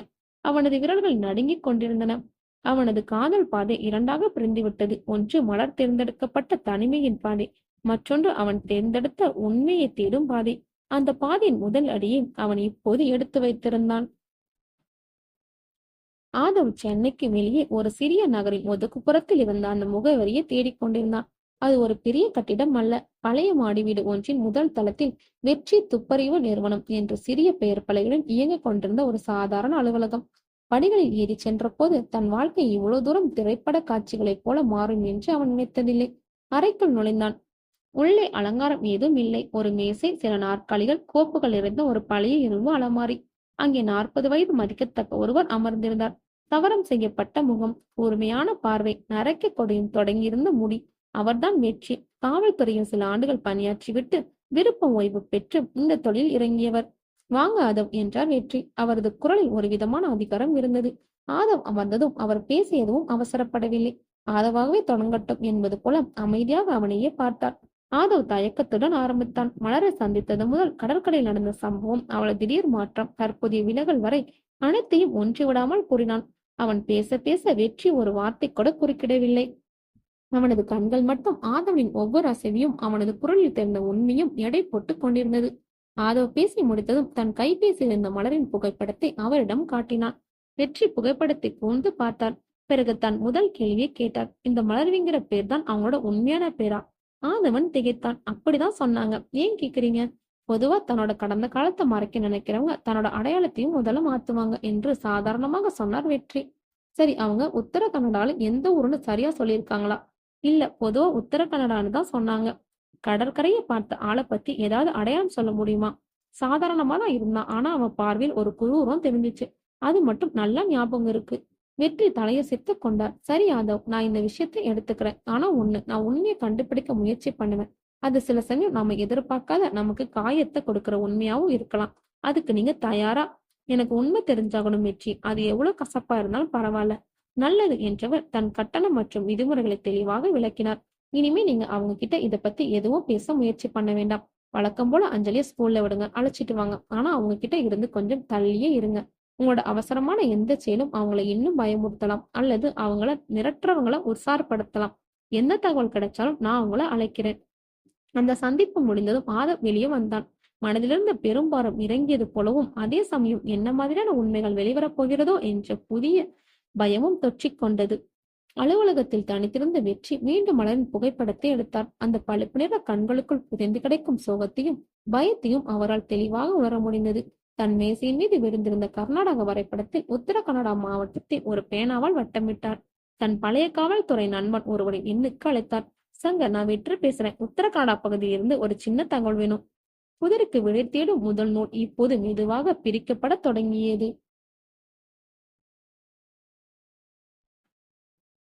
அடுத்த சில நாட்கள் ஆதவிற்கு பெரும் போராட்டமாக இருந்தது. வெற்றி சொன்ன போலவே அவன் மலரிடமிருந்து முழுமையாக விலகலை கடைபிடித்தான். அவனது இந்த மௌனம் மலரை மேலும் காயப்படுத்தியது. ஆதவும் தன்னை நம்பவில்லை என்று அவள் தவறாக எண்ணிக்கொண்டாள். அலெக்ஸ் விதித்த 48 மணி நேரம் கெடு முடிந்து ஒவ்வொரு நொடியும் அவளுக்கு பயத்தின் உச்சமாகவே கலைந்தது. ஒரு நாள் மதியம் ஆதவனின் கைபேசி சினுங்கியது. மறுமுனையில் வெற்றி. ஆதவ், நாம நேர்ல சந்திக்கணும், கொஞ்சம் முக்கியமான தகவல் கிடைச்சிருக்கு என்றார். அவரது குரலில் இருந்த தீவிரம் ஆதவன் இதய துடைப்பை எகிரச் செய்தது. வெற்றியின் அலுவலகத்தில் ஆதவர் பதட்டத்துடன் அமர்ந்திருந்தான். வெற்றியின் தன் மேசையின் மீது ஒரு கோப்பினை வைத்தார். ஆதவ், நீங்க முதல்ல மனசை திடப்படுத்திக்கோங்க. நாம தேர்ந்தது கிடைச்சிருக்கு. ஆனா அது நல்ல செய்தியே இல்ல. அவர் அந்த கோப்பினை திறந்து சில தாள்களை ஆதவின் முன் வைத்தார். அது கர்நாடக காவல்துறையின் பழைய முதல் தகவல் அறிக்கையின் நகல். அதில் ஒரு இளம் பெண்ணின் புகைப்படம் ஒட்டப்பட்டிருந்தது. கண்கள் மட்டும் வேறுபட்டிருந்தது தவிர அது மலரின் முகம்தான் என்பதை ஆதவளால் மறுக்க முடியவில்லை. உங்க டீச்சரோட பேரு மலர்விழி இல்ல ஆதவ், அவ பேரு எலினா ரோஸ் என்றார் வெற்றி. உத்தர கன்னடால 8 வருஷத்துக்கு முன்னாடி காணாம போன ஒரு ஆங்கிலோ இந்திய பொண்ணு. ஆதவ் அதிர்ச்சியில் உறைந்து போய் அந்த தாள்களையே பார்த்தான். வெற்றி தொடர்ந்தார். 8 வருஷத்துக்கு முன்னாடி இவளோட குடும்பம், அப்பா ரிச்சர்ட், அம்மா கேத்ரின், தம்பி சாமுவேல் ஒரு பயங்கரமான தீ விபத்துல இறந்துட்டாங்க. அவங்க வீடு ரோஸ் கார்டன் முழுசா எரிஞ்சு சாம்பலாயிடுச்சு. ஒரு கணம் நிறுத்தி ஆதவன் கண்களை நேராக பார்த்து கூறினார். அந்த வீட்டுக்கு தீ வச்சதாவும் தன் குடும்பத்தை கொன்னதாவும் இவ மேலதான் முதல் சந்தேகம். விபத்து நடத்த ராத்திரியில் இருந்து இவ தலைமறைவு. கர்நாடக போலீஸ் 18ஆம் வேண்டி எலினா ரோஸ் ஒரு தேடப்படும் குற்றவாளி. தேடப்படும் குற்றவாளி. அந்த வார்த்தைகள் ஆதவின் கதைகள் இடி என இறங்கின. அவன் காதலித்த பெண்ணாம். அஞ்சலி மிஸ் மிஸ் என்ற உயிராய் இருக்கும் அதே பெண்ணா? இது பொய்யாக இருக்க வேண்டும் என்று அவன் உள்ளம் அலறியது. இல்ல, இருக்காது. அவ அப்படிப்பட்டவ இல்ல வெற்றி. அவ ஒரு குழந்தைய கூட கஷ்டப்படுத்த நினைக்க மாட்டா என்று அவன் குரல் உடைந்து ஒலித்தது. எனக்கும் அப்படிதான் தோணுது ஆதவ் என்றான் வெற்றி. அவரது அனுபவம் வாய்ந்த பார்வை அந்த அறிக்கையின் வரிகளுக்கு பின்னால் இருந்த மர்மத்தை ஊடுருவியது. இதுதான் போலீஸ்ல சொல்ற கதை. ஆனா என் மனசுக்கு இதுல ஏதோ தப்பா தெரியுது. ஒரு 18 வயசு பொண்ணு எந்த உதவியும் இல்லாம 8 வருஷமா எப்படி தலைவரமா வாழ முடியும்? தன் மொத்த குடும்பத்தையும் கொள்ளுற அளவுக்கு அவளுக்கு என்ன கோபம் இருந்திருக்கணும்? வெற்றி ஆதவனின் தொலை தட்டினார். இந்த கதையில் நாம பார்க்காத இன்னொரு பக்கம் இருக்காதோ? ஒருவேளை அவ குற்றவாளியா இல்லாம அந்த தீயில இருந்து தப்பி பிழைச்ச ஒரே ஒரு பாதிக்கப்பட்டவளா இருக்கலாம். வெற்றியின் கடைசி வார்த்தைகள் இருளில் தத்தளித்த ஆதவிற்கு ஒரு சிறு ஒளிக்கீற்றை போல நம்பிக்கையை அளித்தன. அவன் அலுவலகத்தை விட்டு வெளியே வந்தபோது அவன் மனம் குழப்பத்தின் உச்சத்தில் இருந்தது. ஒரு பக்கம் அவனது காதல் அவளை நம்ப சொன்னது. மறுபக்கம் சட்டம் அவள் மீது சுமத்திருந்த அந்த கொடூரமான பழியை அவன் அச்சுறுத்தியது. ஒரு கொலைகாரியாய் நான் காதலித்தேன், அல்லது ஒரு அப்பாவி தன் கடந்த காலத்தின் தீயிலிருந்து தப்பி ஓடி வந்தவளா? விடை எதுவாக இருந்தாலும் அதை தெரிந்து கொள்ளாமல் இனி ஓயப் போவதில்லை என்று அந்த நொடியில் அவன் முடிவு செய்தான். அவன் நேராக வீட்டிற்கு செல்லவில்லை. மதுபம்பை கடற்கரையை நோக்கி செலுத்தினான். சில நாட்களுக்கு முன்பு இதே கடற்கரை தான் அவன் தன் வாழ்க்கையின் வசந்தத்தை கண்டான். இன்றோ அதே இடத்தில் அவனது மரணத்திற்குள் ஒரு பெரும் புயல் வீசிக்கொண்டிருந்தது. அலைகள் அவன் கால்களை நனைத்துச் சென்றன. அவன் மலரின் முகத்தை மனக்கண்ணில் கொண்டு வந்தான். அவளது புன்னகை, அவளது இனிமையான பேச்சு, அஞ்சலியின் தலையை அவள் வாஞ்சியுடன் வருடும் விதம், இதையெல்லாம் ஒரு கொலைகாரி நடிப்பா இருக்க முடியுமா? தேடப்படும் குற்றவாளி, அந்த வார்த்தைகள் அவன் காதுகளில் மீண்டும் மீண்டும் ஒலித்தன. காவல்துறை அறிக்கை பொய் சொல்லுமா? சாட்சியங்கள் தவறாக போகுமா? அதே சமயம் அவன் உள்ளத்தின் ஆழத்தில் இருந்து இன்னொரு குரல் எழுந்தது. நீ பார்த்தாய் அல்லவா அவளது கண்களை? அதில் குற்ற உணர்ச்சியா இருந்தது? இல்லை, சொல்ல முடியாத துயரமும் பயமும் தானே தெரிந்தது. கடற்கரையில் அவள் அந்த ஆளை கண்டதும் அடைந்த அதிர்ச்சி ஒரு குற்றவாளி தன்னை காட்டிக் கொடுக்க வந்தவனை கண்டதும் அடையும் அதிர்ச்சி அல்ல. அது ஒரு வேட்டை மிருகத்திடம் மீண்டும் சிக்கிக் கொண்ட ஒரு மானின் பீதி. அவளது விலகல் கூட தன்னை நம்பியவர்கள் ஆபத்தில் சிக்கிவிடக்கூடாது என்ற ஒரு தற்காப்பு முயற்சியா இருக்குமோ? அவனது எண்ணங்கள் சுழன்றி அடித்தன. இரவு மெல்ல கவிழ்ந்தது. வீட்டிற்கு திரும்பியவன் அமைதியாக உறங்கிக் கொண்டிருந்த அஞ்சலியின் முகத்தை பார்த்தான். அவளது நெற்றியில் மென்மையாக முத்தமிட்டான். இந்த சின்னஞ்சிறு உள்ளம் மலர் என்ற ஆசிரியரிடம் எவ்வளவு அன்பு வைத்திருக்கிறது! ஒருவேளை குழந்தைகள் உணர்வு பேறுகளை விட சக்தி வாய்ந்ததா இருக்குமோ? அந்த நொடியில் ஆதம் ஒரு முடிவுக்கு வந்தான். அவனது காதல் ஒரு காவல்துறை அறிக்கையை விட வலிமையானது. அவனது நம்பிக்கை சந்தேகத்தின் நிழல்களை விட பிரகாசமானது. அவன் மலரை நம்புவான். அவள் ஒரு கொலைக்கரையா இருக்க முடியாது. அவள் தன் கடந்த காலத்தின் தீயிலிருந்து தப்பி ஓடி வந்த ஒரு அப்பாவி பறவை. அந்த பறவையின் சிறகுகளை கருகவிடாமல் காப்பதுதான் கடமை என்று அவன் முடிவு செய்தான். மனதில் இருந்த குழப்பம் விலகி ஒரு தெளிவு பிறந்தது. ஒரு விதமான தீர்க்கத்துடன் அவன் தன் கைபேசி எடுத்து வெற்றியை அழைத்தான். வெற்றி, நான் ஆதவ் பேசுறேன். சொல்லுங்க ஆதவ், தூங்கலையா? இல்ல, நான் ஒரு முடிவு எடுத்துட்டேன் என்றான் ஆதவ். அவனது குரல் இப்போது உறுதியாக ஒலித்தது. அவ குற்றவாளியா இருக்க வாய்ப்பில்லை. நான் அவ பக்கம் நிக்க போறேன், என்ன ஆனாலும் சரி. மறுமுனையில் ஒரு கணம் அமைதி நிலவியது. பின்னர் வெற்றியின் குரல் கேட்டது. அதில் ஒரு மெல்லிய திருப்தி தெரிந்தது. இதைத்தான் உங்ககிட்ட இருந்து எதிர்பார்த்தேன் ஆதவ். உங்க உள்ளுணர்வு சொல்றதா சரிதான் எனக்கும் தோணுது. ஒரு வழக்க வெறும் அறிக்கைகளை வச்சு முடிவு செய்ய முடியாது. இப்ப நாம அடுத்து என்ன செய்யணும் என்று கேட்டான் ஆதவ். அந்த போலீஸ் அறிக்கைக்கு பின்னாடி என்ன இருக்குன்னு நம்ம கண்டுபிடிக்கணும். அந்த குடும்பம், அந்த இன்னொருத்த யாரு? அவங்க ஏன் இப்போ இவ்வளவு தேடி வராங்க? சரியா சொன்னீங்க என்றான் வெற்றி. நான் ஏற்கனவே என் வேலையை ஆரம்பிச்சிட்டேன். எலினார் குடும்பத்தோட நிதி நிலவரம், அவங்க அப்பா ரிச்சர்டோட தொழில் தொடர்புகள் எல்லாத்தையும் விசாரிக்க சொல்லியிருக்கேன். முக்கியமா அந்த ஜேசனோட பின்னணியை அலசணும். நான் என் நம்பிக்கையான ஆள் ஒருத்தரை நாளைக்கே உத்தர கனடாவுக்கு அனுப்புறேன். அங்க ஏதாவது தடயம் கிடைக்கலாம். தொலைபேசி அழைப்பு முடிந்ததும் ஆதவிற்கு ஒரு புதிய சக்தி உண்டானது. அவன் இனிமேல் புலம்பிய காதலன் அல்ல, தன் காதலின் நிராபரத்தை நிரூபிக்க போராடும் ஒரு நீரன். அவன் சாளரத்தின் வழியே வெளியே தெரிந்த கல்பாக்கத்தின் அமைதியான இரவை பார்த்தான். அந்த அமைதிக்குள் புதைந்திருந்த புயலை அவன் இப்போது எதிர்கொள்ள தயாராக இருந்தான்.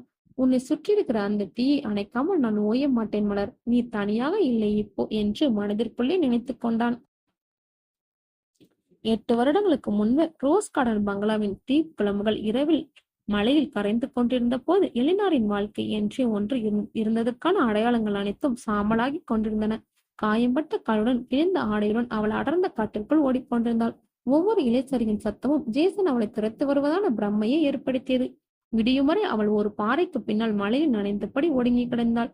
அவளது உடல் வலியையும் குளிரையும் விட உள்ளத்தில் ஏற்பட்டிருந்த அதிர்ச்சி அவளை மறத்து போக செய்திருந்தது. அப்பா, அம்மா, தம்பி, இனி அவர்கள் இல்லை. தன் வீடு இல்லை. தன் பெயர் கூட இனி தனக்கு சொந்தமில்லை. காலையில் அவள் மெதுவாக காட்டிவிட்டு வெளியே வந்தாள். அவள் காவல் நிலையத்துக்கு செல்லலாமா என்று ஒரு கணம் யோசித்தாள். ஆனால் ஜேசனின் குரூரமான முகமும் அவன் தன் தந்தையிடம் சொன்னதும் நினைவுக்கு வந்தது. பணமும் அதிகாரமும் உள்ள ஜேசனை எதிர்த்து 18 வயது நிரம்பிய ஆதரவற்ற அதிர்ச்சியில் உறைந்து போன தன்னை யார் நம்புவார்கள்? அவனே அனைவரையும் கொன்றுவிட்டு தப்பி ஓடிய தன் மீது பழிய சுமத்திவிட்டால் தன் வாழ்க்கை சிறையிலேயே முடிந்துவிடும். அவளது உள்ளுணர்வு அவளை எச்சரித்தது. ஓடி எழினார், இங்கிருந்து எவ்வளவு தூரம் முடியுமோ அவ்வளவு தூரம் ஓடிவிடு. அதுதான் அவள் எடுத்த முடிவு. தன் காதில் இருந்து சிறிய வைரத்தோடு ஒன்றி வழியில் இருந்த ஒரு நகைக்கடையில் விற்று கிடைத்த சொற்ப பணத்தில் தன் பயணத்தை தொடங்கினாள். யாரிடம் முகம் கொடுத்து பேசாமல் தன் பார்வை தாழ்த்தியபடியே தொடர் வண்டிகளும் பேருந்துகளும் பயணித்தாள்.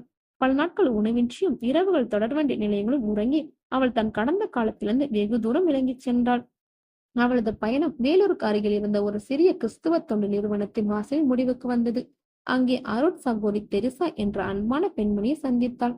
தான் ஒரு அனாதை என்றும் கொடுமைக்கார உறவினரிடமிருந்து தப்பி வந்ததாகவும் ஒரு கதையை கூறினாள். அவளது கலந்த கூந்தலையும் பயம் நிறைந்த கண்ணையும் கண்ட அந்த பெண்மணி அவளை அரவணைத்துக் கொண்டார். அந்த தொண்டு நிறுவனம் எலினாருக்கு ஒரு புதிய கருவறையானது. அங்கே அவளது உடற்காயங்கள் ஆறின, ஆனால் மனக்காயங்கள் ஆறவே இல்லை. அருட்சகோதரி தெரசா அவளுக்குள் இருந்த கற்கும் ஆர்வத்தை கண்டறிந்தாள். புத்தகங்கள் அவளுக்கு ஆறுதல் அளித்தன. தன் அம்மா சொல்லிக் கொடுத்த தமிழ் இலக்கியத்தின் மீது அவளுக்கு இருந்த காதல் மீண்டும் துடித்தது.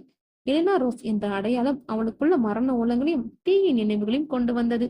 அந்த அடையாளத்தை அவள் முற்றிலுமாக அழிக்க விரும்பினாள். தனக்கு ஒரு புதிய பெயரையும் தேர்ந்தெடுத்தாள். மலர்விரி என்ற பெயரை. ரோஸ் கார்டன் என்ற தன் வீட்டின் நினைவாக மலர். இனி இந்த உலகத்தை புதிய கல்வனு பார்க்க வேண்டும் என்பதற்காக விழி. மலர்விழியாக அவள் தன் படிப்பை தொடர்ந்தாள். அஞ்சல் வழியில் ஆங்கில இலக்கியத்தில் பட்டம் பெற்றாள். ஆசிரியர் பயிற்சி முடித்தாள்.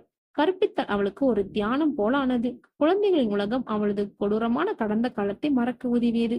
சில வருடங்களுக்கு பிறகு அவள் அந்த தொண்டு நிறுவனத்தை விட்டு வெளியேறினாள். ஆனால் அவளது பயம் அவளை விட்டு போகவில்லை. எந்த ஊரிலும் 2 வருடங்களுக்கு மேல் அவள் தங்கியதில்லை. தன் நிழலை கண்டும் அஞ்சியபடி அவள் ஊர் ஊராக மாறினாள். கடைசியாக கல்பக்கம் என்ற அமைதியான கடற்கரை நகரை பற்றி கேள்விப்பட்டாள். அது சென்னையின் ஆறாவரத்திலிருந்து விலகி அமைதியாக இருந்தது. அங்கே ஒரு பள்ளியில் ஆங்கில ஆசிரியை வேலை காலியாக இருப்பதை அறிந்தாள். இங்கு இந்த அமைதியான ஊரில் எலினா ரோஸின் சாம்பலிலிருந்து மலர்களை நிஜமாகவே மலர முடியும் என்று அவள் நம்பினாள். தன் கடந்த காலத்தின் தீச்சுவாலைகள் இந்த வங்கக்கடலின் அலைகளில் அணைந்து போகும் என்று கனவு கண்டாள். அந்த கனவு ஒரு குரூரமான புன்னையுடன் கடற்கரையில் நிற்கும் அலெக்ஸை காணும் வரை உயிர்ப்புடன் இருந்தது. வெற்றியுடான சந்திப்பிற்கு பிறகு ஆதவ் ஒரு அமைதியான நாட்களை கடத்தினான். மலர் குற்றவாளி என்ற அவனது நம்பிக்கை இப்போது வலுப்பெற்றிருந்தது. ஆனால் அவளை சுற்றி பின்னக்கப்பட்டிருக்கும் சதிவலை எவ்வளவு பெரியது, எவ்வளவு கொடூரமான என்பதை அவன் அறிய அவனுக்குள் பயம் கலந்த கோபம் எழுந்தது. கிட்டத்தட்ட 1 வாரம் கடந்திருக்கும். வெற்றிடமிருந்து அழைப்பு வந்தது. ஆதவ், என் அலுவலகத்திற்கு வர முடியுமா? சில புதிய தகவல் கிடைத்துள்ளன. ஆதவ் சென்ற போது வெற்றி ஒரு தடிமமான கோப்புடன் அமர்ந்திருந்தார். அவரது முகத்தில் இருந்த தீவிரம் அவர் கண்டுபிடித்த தகவல்களின் முக்கியத்துவத்தை உணர்த்தியது. ஆதவ், நான் எதிர்பார்த்ததை விட இந்த கதையில் நிறைய முடிச்சுகள் இருக்கின்றன என்று ஆரம்பித்தார். என்ன தெரிஞ்சது வெற்றி? வெற்றி முதல் தலை எடுத்தார். முதலில் தீ விபத்து விசாரணை. நான் உத்தர கனடாவுக்கு அனுப்பிய ஆளு அந்த சமயத்தில் பணியிலிருந்து ஒரு ஓய்வு பெற்ற காவலர் சந்தித்து பேசியிருக்கான். அவர் சொன்னபடி அந்த விசாரணை அசாதாரணமான வேகத்தில் முடிக்கப்பட்டிருக்கு. மேலிடத்திலிருந்து வந்த அழுத்தத்தினால தப்பி ஓடிய எழுத்தினார் குற்றவாளி என்று அவசரமா முடிவு கட்டி வழக்க மூடியிருக்காரு. ஆதவ் திகைப்புடன் கேட்டான். அப்படியானால் யாரையோ காப்பாற்ற முயற்சி நடந்திருக்கு, அப்படித்தானே? சரியாக சொன்னீர்கள் என வெற்றி அடுத்த தாளை எடுத்தார். அதில் ஜேசனின் புகைப்படம் இருந்தது. இவன் தான் ஜேசன், ரிச்சர்டின் முறையற்ற மகன். தாயார் வழியில் ஏற்கனவே பெரிய செல்வந்தன். ஆனால் சிறு வயதிலிருந்தே பணத்தின் மீது தீராத பேராசை கொண்டவன். சட்டத்திற்கு புறமான பல விஷயங்களில் ஈடுபட்டு தன் சொத்தை பெருக்கியிருக்கான். அவனுக்கு இரக்கம் என்ற உணர்வே கிடையாது. 3வது ஒரு வங்கி பரிவர்த்தனை அறிக்கையின் நகலை ஆதவின் முன் வைத்தார். இதுதான் இந்த ஆட்டத்தின் திருப்புமுனை. ரிச்சர்ட் தன் இறப்பிற்கு சில வாரங்களுக்கு முன்பு தன் மகள் எலினார் பெயரில் ஒரு வெளிநாட்டு கணக்கை தொடங்கி அதில் மிகப்பெரிய தொகையை முதலீடு செய்திருக்கிறார். அந்த கணக்கு வாரிசுதாரர் நேரடியாக வந்து கையெழுத்தால் மட்டுமே இயக்கப்படக்கூடியது. அந்த பணம் வட்டியுடன் சேர்ந்து இன்று 20 கோடி ரூபாயை தாண்டியிருக்கும். இப்போது ஆதவிற்கு அனைத்தும் தெளிவாக புரிந்தது. அந்த பணத்திற்காக தான் ஜேசன் அவளை தேடுகிறான் என்றான் ஆதவ். ஆம் என்றால் வெற்றி. 8 வருடங்களுக்கு முன்பு அவன் சொத்துக்காக குடும்பத்தை அழைத்திருக்கிறான். பழைய எலினார் மீது போட்டு அவள் ஓடி போனதும் உள்ளூர் சொத்துக்களை அபகரிக்க முயன்றிருக்கிறான். ஆனால் இந்த வெளிநாட்டு பணம் அவன் கைகளுக்கு கிடைக்கவில்லை. அதை எடுப்பதற்கு எலினார் உயிருடன் வேண்டும். அதனால்தான் இத்தனை வருடம் கழித்து அவளை தேடி வந்திருக்கிறான். அவளை மிரட்டி கையெழுத்து வாங்கிவிட்டு அவளை நிரந்தரமாக அமைதியாக்கி விடுவதுதான் அவன் திட்டம். வெற்றி இறுதியாக ஒரு புகைப்படத்தை வைத்தார். அது கடற்கரையின் ஆதவ் பார்த்த அலெக்சனுடையது. இவன் பெயர் அலெக்ஸ். ஜேசனின் வலது கை. அவனது சட்டவிரோத வேலைகளை முடித்துக் கொடுக்கும் அடியாள் இவன்தான். ஆதவனின் ரத்தம் கோபத்தில் கொதித்தது. இப்ப நம்ம என்ன செய்யணும்? மலர்கிட்ட இந்த உண்மைகளை சொல்லலாமா? வேண்டாம் என்று தடுத்தார் வெற்றி. அவள் ஏற்கனவே பயத்தில் இருக்கிறாள். நாம் இதை சொன்னால் அவள் இன்னும் பதட்டமாகி தப்பான முடிவை எடுத்து விடலாம். நாம் நிதானமாக செயல்பட வேண்டும். ஜேசனையும் அலெக்ஸையும் நாம் கண்காணிக்க வேண்டும். அவர்களின் அடுத்த நடவடிக்கை என்ன என்பதை தெரிந்து கொண்டு அதற்கேற்ப நாம் காய்களை நகர்த்த வேண்டும். ஆதவ் சம்மதித்தான். அவன் அலுவலகத்தை விட்டு வெளியேறும்போது இந்த சதி எவ்வளவு ஆழமானது என்பதை உணர்ந்தான். மலர் தன் குடும்பத்தை இழந்தது மட்டுமில்லாமல் 8 வருடமாக ஒரு கொலைக்காரியாக ஓநாய்களுக்கு பயந்து ஓடும் ஒரு மானை போல வாழ்ந்திருக்கிறாள். அன்றிரவு கல்பக்கத்தில் இருந்த மலரின் வீட்டை சுற்றியிருந்த ஒரு தெருவின் இருண்ட மொழியில் ஒரு மகிழுந்தி நின்றிருந்தது. அதற்குள் அலெக்ஸ் மறைந்திருந்தான். அவனது கண்கள் மலரின் வீட்டின் சாரளத்தை வெறித்து பார்த்து கொண்டிருந்தன. வேட்டைக்காரன் தன் இறைக்காக காத்திருந்தான். சென்னையில் இருந்து தனது ஆடம்பரமான அலுவலகத்தில் ஜேசன் பொறுமையின்றி உலாவிக் கொண்டிருந்தான். அவனது கோபம் அறைக்குள்ளிருந்த விலையுறந்த பொருட்களை விட கனமாக இருந்தது. கைபேசி எடுத்து அலெக்ஸை அழைத்தான். என்ன அலெக்ஸ், இன்னும் அந்த பொண்ணு சம்மதிக்கலையா? நான் கொடுத்த கெடு முடிஞ்சு பல நாள் ஆச்சு. மறுமுனையில் அலெக்சன் குரலில் ஒரு விதமான எரிச்சல் தெரிந்தது. இல்ல பாஸ், பயந்து போய் வீட்டுக்குள்ளேயே முடங்கி கிடக்குறா. ஆனா அவளுக்கு வேறு வழி இல்ல. ஓடவும் முடியாது. நம் ஆட்கள் அவளை சுற்றி கண்காணி வச்சுக்கிட்டு இருக்காங்க. சீக்கிரம் வேலையை முடி. அந்த 20 கோடி ரூபாய் நம்ம கைக்கு வரணும். அது எவ்வளவு பெரிய தொகைன்னு உனக்கு தெரியுமல்லவா? கையெழுத்து வாங்கினா அடுத்த நிமிஷம் அவளோட கதை முடியணும். எந்த தடையும் இருக்கக்கூடாது என்று ஜேசன் ஆணையிட்டான். அந்த உரையாடலை அறியாமல் மலர் தன் கல்பாக்கம் வீட்டில் ஒரு கைதியைப் போல வாழ்ந்து கொண்டிருந்தாள். கெடு முடிந்துவிட்டது. ஒவ்வொரு நாளும் தன் கதவு தட்டப்படும் என்றும் அவர்கள் தன்னை வலுக்கட்டாயமாக இழுத்து செல்வார்கள் என்றும் காத்து கொண்டிருந்தாள். அவளை மிகவும் பாதித்தது ஆதவனின் மௌனம். அவன் தன்னை இன்னும் நம்பவில்லை. விலகி செல்கிறான் என்று அவள் மனம் புண்ணானது. அதுதான் சரி என்றும் தோன்றியது. ஒரு கொலைகாரியாக சித்தரிக்கப்பட்ட அவளுக்கு இதில் ஏன் கஷ்டம்? ஆனால் ஆதவையும் அஞ்சலியும் நினைக்கும் போதெல்லாம் அவளுக்குள் ஒரு தாய்மை கலந்த பாசம் எழுந்தது. அவர்களுக்கு ஒன்றும் ஆகிவிடக்கூடாது. நான் இங்கிருந்து போய்விட வேண்டும், கண்காணா தூரத்திற்கு. அவள் தப்பிக்கும் வழிகளை பற்றி யோசிக்க ஆரம்பித்தாள். இதே நேரத்தில் வெற்றியின் கண்காணிப்பு வளையம் அலெக்ஸை சுற்றி இறுகிக் கொண்டிருந்தது. அலெக்ஸ் தனியாக இல்லை. அவனுடன் அவ்வப்போது சில முகங்கள் பேசி செல்வதை வெற்றியின் நாட்கள் புகைப்படம் எடுத்தன. சேசினின் வலைப்பின்னல் அவர்கள் நினைத்ததை விட பெரிதாக இருந்தது. வெற்றி ஆதவை அழைத்து இந்த தகவல்களை பகிர்ந்து கொண்டான். ஆதவ், நிலைமை கொஞ்சம் சிக்கலாகுது. அலெக்ஸுக்கு துணையா இன்னும் 2-3 பேர் ஊருக்குள்ள இருக்காங்க. ஜேசன் அவசரப்படுத்துகிறான் என்பது அவன் நடவடிக்கையில் தெரியுது. அவர்கள் சீக்கிரம் ஏதாவது ஒரு முட்டாள் நடவடிக்கையில் இறங்குவார்கள் என்று தோன்றுகிறது. பிறகு அந்த அதிர்ச்சிகரமான செய்தியை சொன்னார்.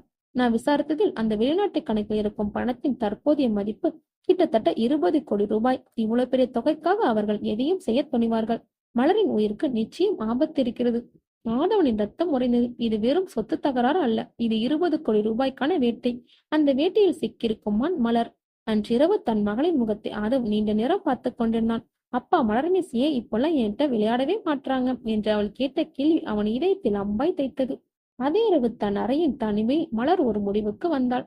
தன் கைபேசி எடுத்து அதிலிருந்த ஆதவ் மற்றும் அஞ்சலியின் புகைப்படத்தை பார்த்தாள். அவள் அறியாமலே அவள் கண்களிலிருந்து ஒரு துளிநீர் அந்த மகிழ்ச்சியான தருணம் மீது விழுந்தது. தன் பயண பையை எடுத்தாள். அதில் சில உடைகளையும் தன் சான்றிதழையும் வைத்தாள். ஓடுவது ஆபத்து என்று தெரியும். அவர்கள் ஆதவிற்கு தீங்கு செய்யாமல் என்றும் தெரியும். ஆனால் இங்கே இருந்து அவர்களால் கொல்லப்படுவதை விட அல்லது ஆதவிற்கு தன் மூலமாக பிரச்சனை படுவதை விட தப்பித்து ஓடும் முயற்சியில் இறப்பது மேல் என்று அவளுக்கு தோன்றியது. என்னை மன்னித்து விட ஆதவ், உங்களையும் அஞ்சலியும் காப்பாற்ற எனக்கு இந்த ஒரு வழிதான் இருக்கிறது. அந்த எண்ணத்துடன் அவள் வீட்டின் பின்பக்க கதவை நோக்கி நடந்தாள். அந்த இரவின் இருள் அவளுக்காக பாதுகாப்பா இருக்குமா, இல்லை அவளை புதைக்கும் புலையா மாறுமா என்பதை அவள் யோசித்துக் கொண்டே நடக்க ஆரம்பித்தாள். இரவின் அமைதியை கிழித்துக் கொண்டு மலர் தன் வீட்டின் கொல்லப்புற கதவை மெதுவாக திறந்தாள். ஒவ்வொரு சத்தமும் அவளது இதயத்தில் இடியாய் இறங்கியது. தெருவிளக்கின் மங்கிய ஒளியில் நிழல்கள் அம்மானுசிய உருவங்களாக ஆடின. தன் பயண பையை இறுகி பிடித்தபடி அவள் நிழல்களுக்குள் தங்களை மறைத்து தெருவின் மறுமுனை நோக்கி நடந்தாள். அவளது திட்டம் மிக எளிமையானது. இங்கிருந்து பேருந்து நிலையத்திற்கு சென்று வடமாநிலம் செல்லும் ஒரு பேருந்து ஏறி மீண்டும் ஒரு முறை அடையாளமின்றி மறைந்து விடுவது. அவள் வீட்டை விட்டு வெளியேறிய அந்த நொடியில் 2 வெவ்வேறு இடங்களில் தொலைபேசிகள் சினிங்கின. முதல் அழைப்பு வெற்றிக்கு சென்றது. மலரின் வீட்டை தூரத்திலிருந்து கண்காத்து கொண்டிருந்த அவனதால், சார், அவங்க கிளம்பிட்டாங்க. ஒரு சின்ன பையோட பின்பக்காம தப்பிச்சு போறாங்க என்று தகவல் கொடுத்தான். வெற்றி மறுகணம் ஆதவை அழைத்தான். ஆதவ், அவள் தப்பிக்க பார்க்கிறாள். பயத்தில் தப்பான முடிவு எடுத்துவிட்டால் நாம் அவளை தடுக்கணும். ஆனால் அவளை பயமுறுத்த கூடாது. நான் சொல்ற இடத்துக்கு உடனே வாங்க. 2வது அழைப்பு அலெக்ஸுக்கு சென்றது. அவனதால், பாஸ், இறை வலையை விட்டு வெளியே வந்துடுச்சு என்றான். அலெக்ஸின் உதடுகளில் குரூர புன்னகை விரிந்தது. அவளை பின்தொடருங்கள், ஆள் நடமாட்டம் இல்லாத இடமா பார்த்து மடக்கணும். வேட்டை ஆரம்பிக்கப்பட்டது. இந்த 3 தரப்பு ஆட்டத்தையும் அறியாமல் மலர் பேருந்து நிலையத்தை நோக்கி விரைந்து கொண்டிருந்தாள். குறுகிய சந்துகள் வழியே அவள் சென்றபோது தன் இலக்கை நெருங்கிவிட்டதாக ஒரு சிறு நம்பிக்கை அவளுக்குள் துளிர்த்தது. பேருந்து நிலையத்திற்கு செல்லும் பிரதான சாலையை அவள் அடைந்த போது அந்த நம்பிக்கை நொறுங்கி போனது. ஒரு சரக்குந்து அவளால் முன்னால் வந்து சாலையை மறித்து நின்றது. அதன் முகப்பு விளக்குகள் அவள் கண்களை கூச செய்தது. அதிலிருந்து அலெக்ஸும் இன்னொரு முரடனும் இறங்கினான். மலர் திகைத்து திரும்பி ஓட முயன்ற போது அவளுக்கு பின்னால் இன்னொரு மகிழ்ந்து வந்து நின்றது. அவள் இருபுறமும் சிக்கிக் கொண்டாள். அவளது தப்பிக்கும் வழிகள் அனைத்தும் அடைபட்டு போயின.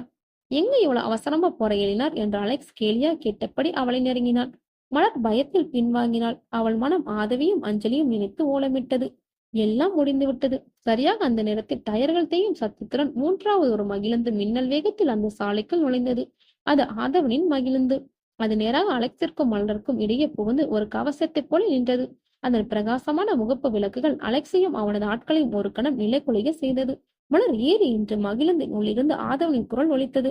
அவனது குரலில் இருந்த அதிகாரமும் ஆதரவும் அவளை திகைக்க வைத்தது. அலெக்ஸ் இந்த எதிர்பாராத திருப்பத்தால் அதிர்ச்சி அடைந்தான். அவர்கள் தனியாக இல்லை என்பதை உணர்ந்த மறுகணம் அவனது ஆட்களை நோக்கி பின்வாங்குமாறு சைகை செய்தான். ஆதவ் தன் மகிழுந்தின் முன்பக்க கதவை உள்ளிருந்தே தள்ளி திறந்தான். அலெக்ஸின் குரூர பார்வையும் ஆதவின் ஆதரவான குரலும் அவளை ஒரே நேரத்தில் தாக்கின. கடந்த காலத்தின் திரைக்கு திரும்புவதாம், இல்லை நிகழ்காலத்தின் நம்பிக்கை பற்றுவதா? அவளது அடுத்தடி அவளது தலைவிதியை தீர்மானிக்கப் போகிறது என்று யோசித்துக் கொண்டே நின்றாள். அந்த ஒரு நொடியில் காலம் உறைந்து நின்ற அந்த நொடியில் மலர் ஒரு முடிவெடுத்தாள். அவளது 8 வருட கால ஓட்டமும் தனிமையும் பயமும் அந்த ஒரு நொடியில் முடிவுக்கு வந்தது. அலெக்ஸின் குரூர பார்வை நிராகரித்து ஆதவின் ஆதரவான குரலை அவள் தேர்ந்தெடுத்தாள். அவள் மின்னலென பாய்ந்து ஆதவின் மகிழுந்தின் திறந்திருந்த கதவின் வழியே உள்ளே தாவினாள். அவள் ஏறிய மறுகணம் ஆதவ் மகிழுந்தை வேகமாக பின்னோக்கி செலுத்து அலெக்ஸின் ஆட்களிலிருந்து விலகி சரக்குந்து மறுபுறமாக வளைந்து இருளுக்குள் செலுத்தினான். அலெக்ஸும் அவனது ஆட்களும் சுதாரிப்பதற்குள் இன்னொரு மகிழுந்தின் முகப்பு விலைகள் அவர்கள் மீது பாய்ந்து கண்களை கூச செய்தது. அந்த திடீர் வெளிச்சமும் குழப்பமும் ஆதரவு தப்பிப்பதற்கான தேவையான சில வினாடிகளை கொடுத்தன. அது வெற்றியின் ஏற்பாடு. அலெக்ஸ் தன் தட்டம் பாலானதை உணர்ந்து ஆத்திரத்தில் பள்ளி கடித்தான். மகிழுந்துக்குள் மலர் அதிர்ச்சியிலிருந்து மீளாமல் நடுங்கிக் கொண்டிருந்தாள். ஆதவ் அவளை தன் வீட்டிற்கோ அவளது வீட்டிற்கோ ஓட்டி செல்லவில்லை. அவனுக்கு அது பாதுகாப்பில்லை என்று தெரியும். அவன் நகருக்கு வெளியே வெற்றி ஏற்கனவே ஏற்பாடு செய்திருந்த ஒரு பாதுகாப்பான தனி வீட்டை நோக்கி மகிழுந்து செலுத்தினான். பயணம் முழுவதும் மௌனம் நீடித்தது. அந்த வீட்டில் வெற்றி அவர்களுக்காக காத்திருந்தார். உள்ளே நுழைந்து கதவு தாளிடப்பட்டது. அந்த பாதுகாப்பு உணர்வில் மலரின் அத்தனை கால அடக்கி வைத்திருந்த துயரமும் உடைப்பெடுத்தது. இனியாவது என்ன நடந்தது சொல்லுவீங்களா மலர் என்றான் ஆதவ். அவனது குரலில் கோபத்தை விட கனிவும் அக்கறையுமே அதிகம் இருந்தது. ஏன் என்கிட்ட இருந்து உண்மையை மறைத்தீங்க? அந்த கேள்வி அவளது கண்ணீர் கரைகளை உடைத்து அவள் விம்மியபடி அனைத்தையும் கூறினாள். அலெக்ஸின் மிரட்டல் 20 கோடி ரூபாய், சேசனின் திட்டம் என அனைத்தையும் கொட்டினாள். ஆதவையும் அஞ்சலியும் பாதுகாக்கவே அவனை விலகி வைத்ததாக கூறி அழுதாள். நான் ஒரு கொலைகாரி, தேடப்படும் குற்றவாளி. என் நிழல் கூட உங்க மேல படக்கூடாது ஆதவ். உங்க வாழ்க்கையில் எனக்கு இடமில்லை என்று அவள் தேம்பினாள். ஆதவ் அவள் அருகே வந்தான். அவளது தோள்களை மென்மையாக பற்றினாள். அவள் நிமிர்ந்து பார்த்தபோது அவனது கண்களில் சந்தேகத்தின் நிழல் கூட இல்லை. மாறாக ஆழமான நம்பிக்கையும் காதல் மட்டுமே தெரிந்தது. நீங்க கொலைகாரி இல்ல மலர். அவள் திகைப்புடன் அவனை பார்த்தாள். நான் உங்களை முழுசா நம்புறேன் என்றான் ஆதவ். வெற்றி எல்லாத்தையும் கண்டுபிடிச்சிட்டார். உங்க பேர் மலர்விழி இல்ல, எலினா ரோஸ். 8 வருஷத்துக்கு முன்னாடி நடந்த அந்த தீ விபத்துல உங்க குடும்பத்தை இழந்தீங்க. அந்த ஜேசன் தான் உண்மையான குற்றவாளி. அவன் பணத்துக்காக உங்களை தேடி வந்திருக்கான்னு எனக்கு தெரியும். ஆதவ் சொல்ல சொல்ல மலரின் கண்கள் விரிந்தன. அவனுக்கும் எல்லாம் தெரிந்திருக்கிறது. எல்லாம் தெரிந்தும் அவன் தன்னை நம்புகிறான். தன்னை காப்பாற்ற வந்திருக்கிறான். வெற்றி அவள் அருகே வந்து, ஆமாமாம், ஆதவ் சொல்றது 100க்கு 100 உண்மை. உங்களை நிரூபிக்கத்தான் நாங்க முயற்சி பண்ணிட்டு இருக்கோம் என்றான். 8 வருடங்களாக அவர் தனியாக சுமந்த பாரம் அந்த நொடியில் சரிவது போலிருந்தது. தன் ரகசியத்தை அறிந்த ஒருவன் தன்னை வெறுக்காமல் ஒதுக்காமல் தன் பக்கம் நிற்கிறான் என்ற உணர்வு இருந்தது. அவளுக்குள் ஒரு புதிய நம்பிக்கை விதித்தது. தன் தனி போராட்டம் முடிவடைந்தது. அவள் ஆதவை பார்த்தான். அவளது கண்களில் வழிந்த கண்ணீருக்கு பின்னால் இப்போது நன்றியும் நிம்மதியும் மறுபிறவி எடுத்த காதிலும் ஒளிந்தது. நீங்க என்ன உண்மையாவே நம்புறீங்களா என்று அவள் உடைந்த குரலில் கேட்டாள். ஆதவ் அவளது கைகளை ஆறுதலாக பற்றி கொண்டு உறுதியான குரலில் சொன்னான். முழுசா. அந்த ஒரு வார்த்தை அவளது காயம்பட்ட ஆன்மாவிற்கு மருந்தாக இருந்தது. பாதுகாப்பான அந்த வீட்டின் சாளரம் வழியே விடிவெள்ளி தெரிந்தது. 8 வருடங்களில் முதல் முறையாக மலர் நிம்மதியாக உறங்கி எழுந்தாள். பயமின்றி விடியும் ஒரு காலை பொழுது எவ்வளவு அழகானது என்பதை அவள் அப்போதுதான் உணர்ந்தாள். அவள் மட்டும் தனியாக இல்லை. அவளுக்காக போராட ஆதவும் அவளை வழிநடத்த வெற்றியும் இருக்கிறார்கள் என்ற நம்பிக்கை அவளுக்குள் புதிய பலத்தை கொடுத்திருந்தது. காலை உணவின் போது மூவரும் அடுத்த கட்ட நடவடிக்கை பற்றி ஆலோசித்தனர். அலெக்ஸின் திட்டம் தோல்வியடைந்து விட்டது. அவனது எஜமான் ஜேசன் இனிமேலும் திரைக்கு பின்னாலிருந்து இயக்க மாட்டான். அவன் நேரடியாக களத்தில் இறங்குவான் என்றார் வெற்றி. அவரது கணிப்பு சரியாக இருந்தது. சென்னையிலிருந்து தன் அலுவலகத்தில் ஜேசன் ஆத்திரத்தின் உச்சியில் இருந்தான். கைபேசியில் அலெக்ஸை வறுத்தெடுத்துக் கொண்டிருந்தான். ஒரு பெண்ணை கையால உனக்கு திறமை இல்லையா? இப்போது அவளோட இன்னும் 2 பேர் சேர்ந்து விட்டார்கள். யார் அவர்கள்?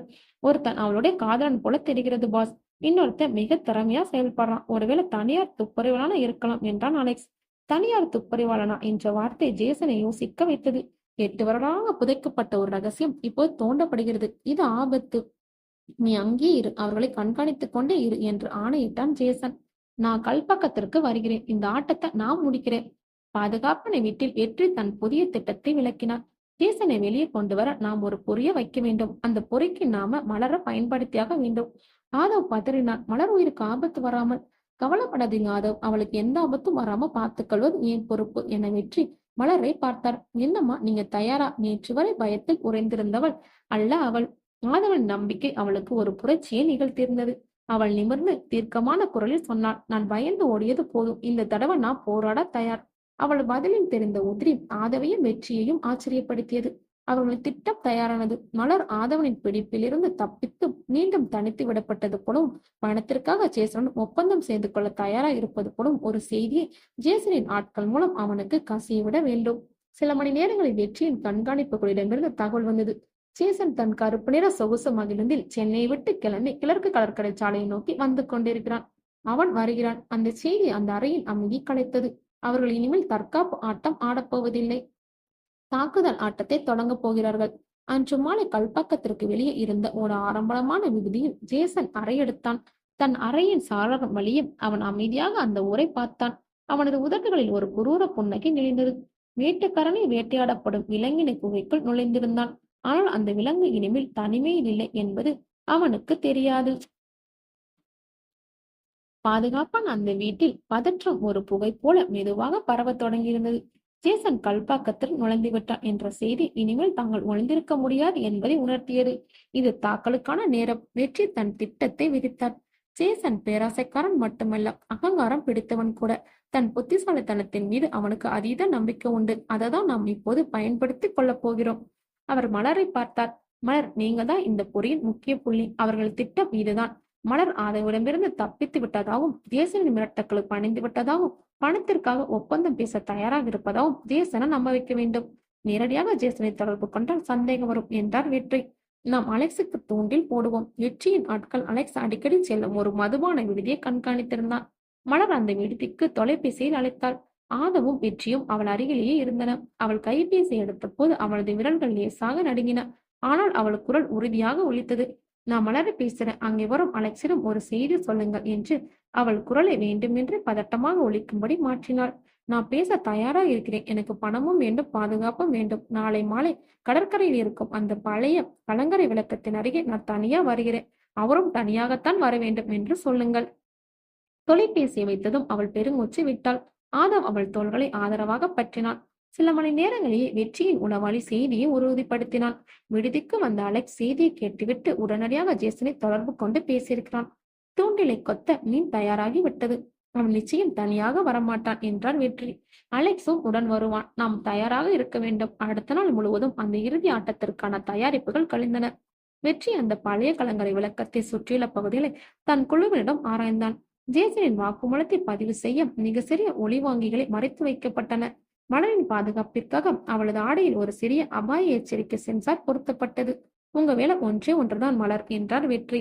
அவனை பேச வைக்க வேண்டும். அவனது அகங்காரத்தை தூண்ட வேண்டும்.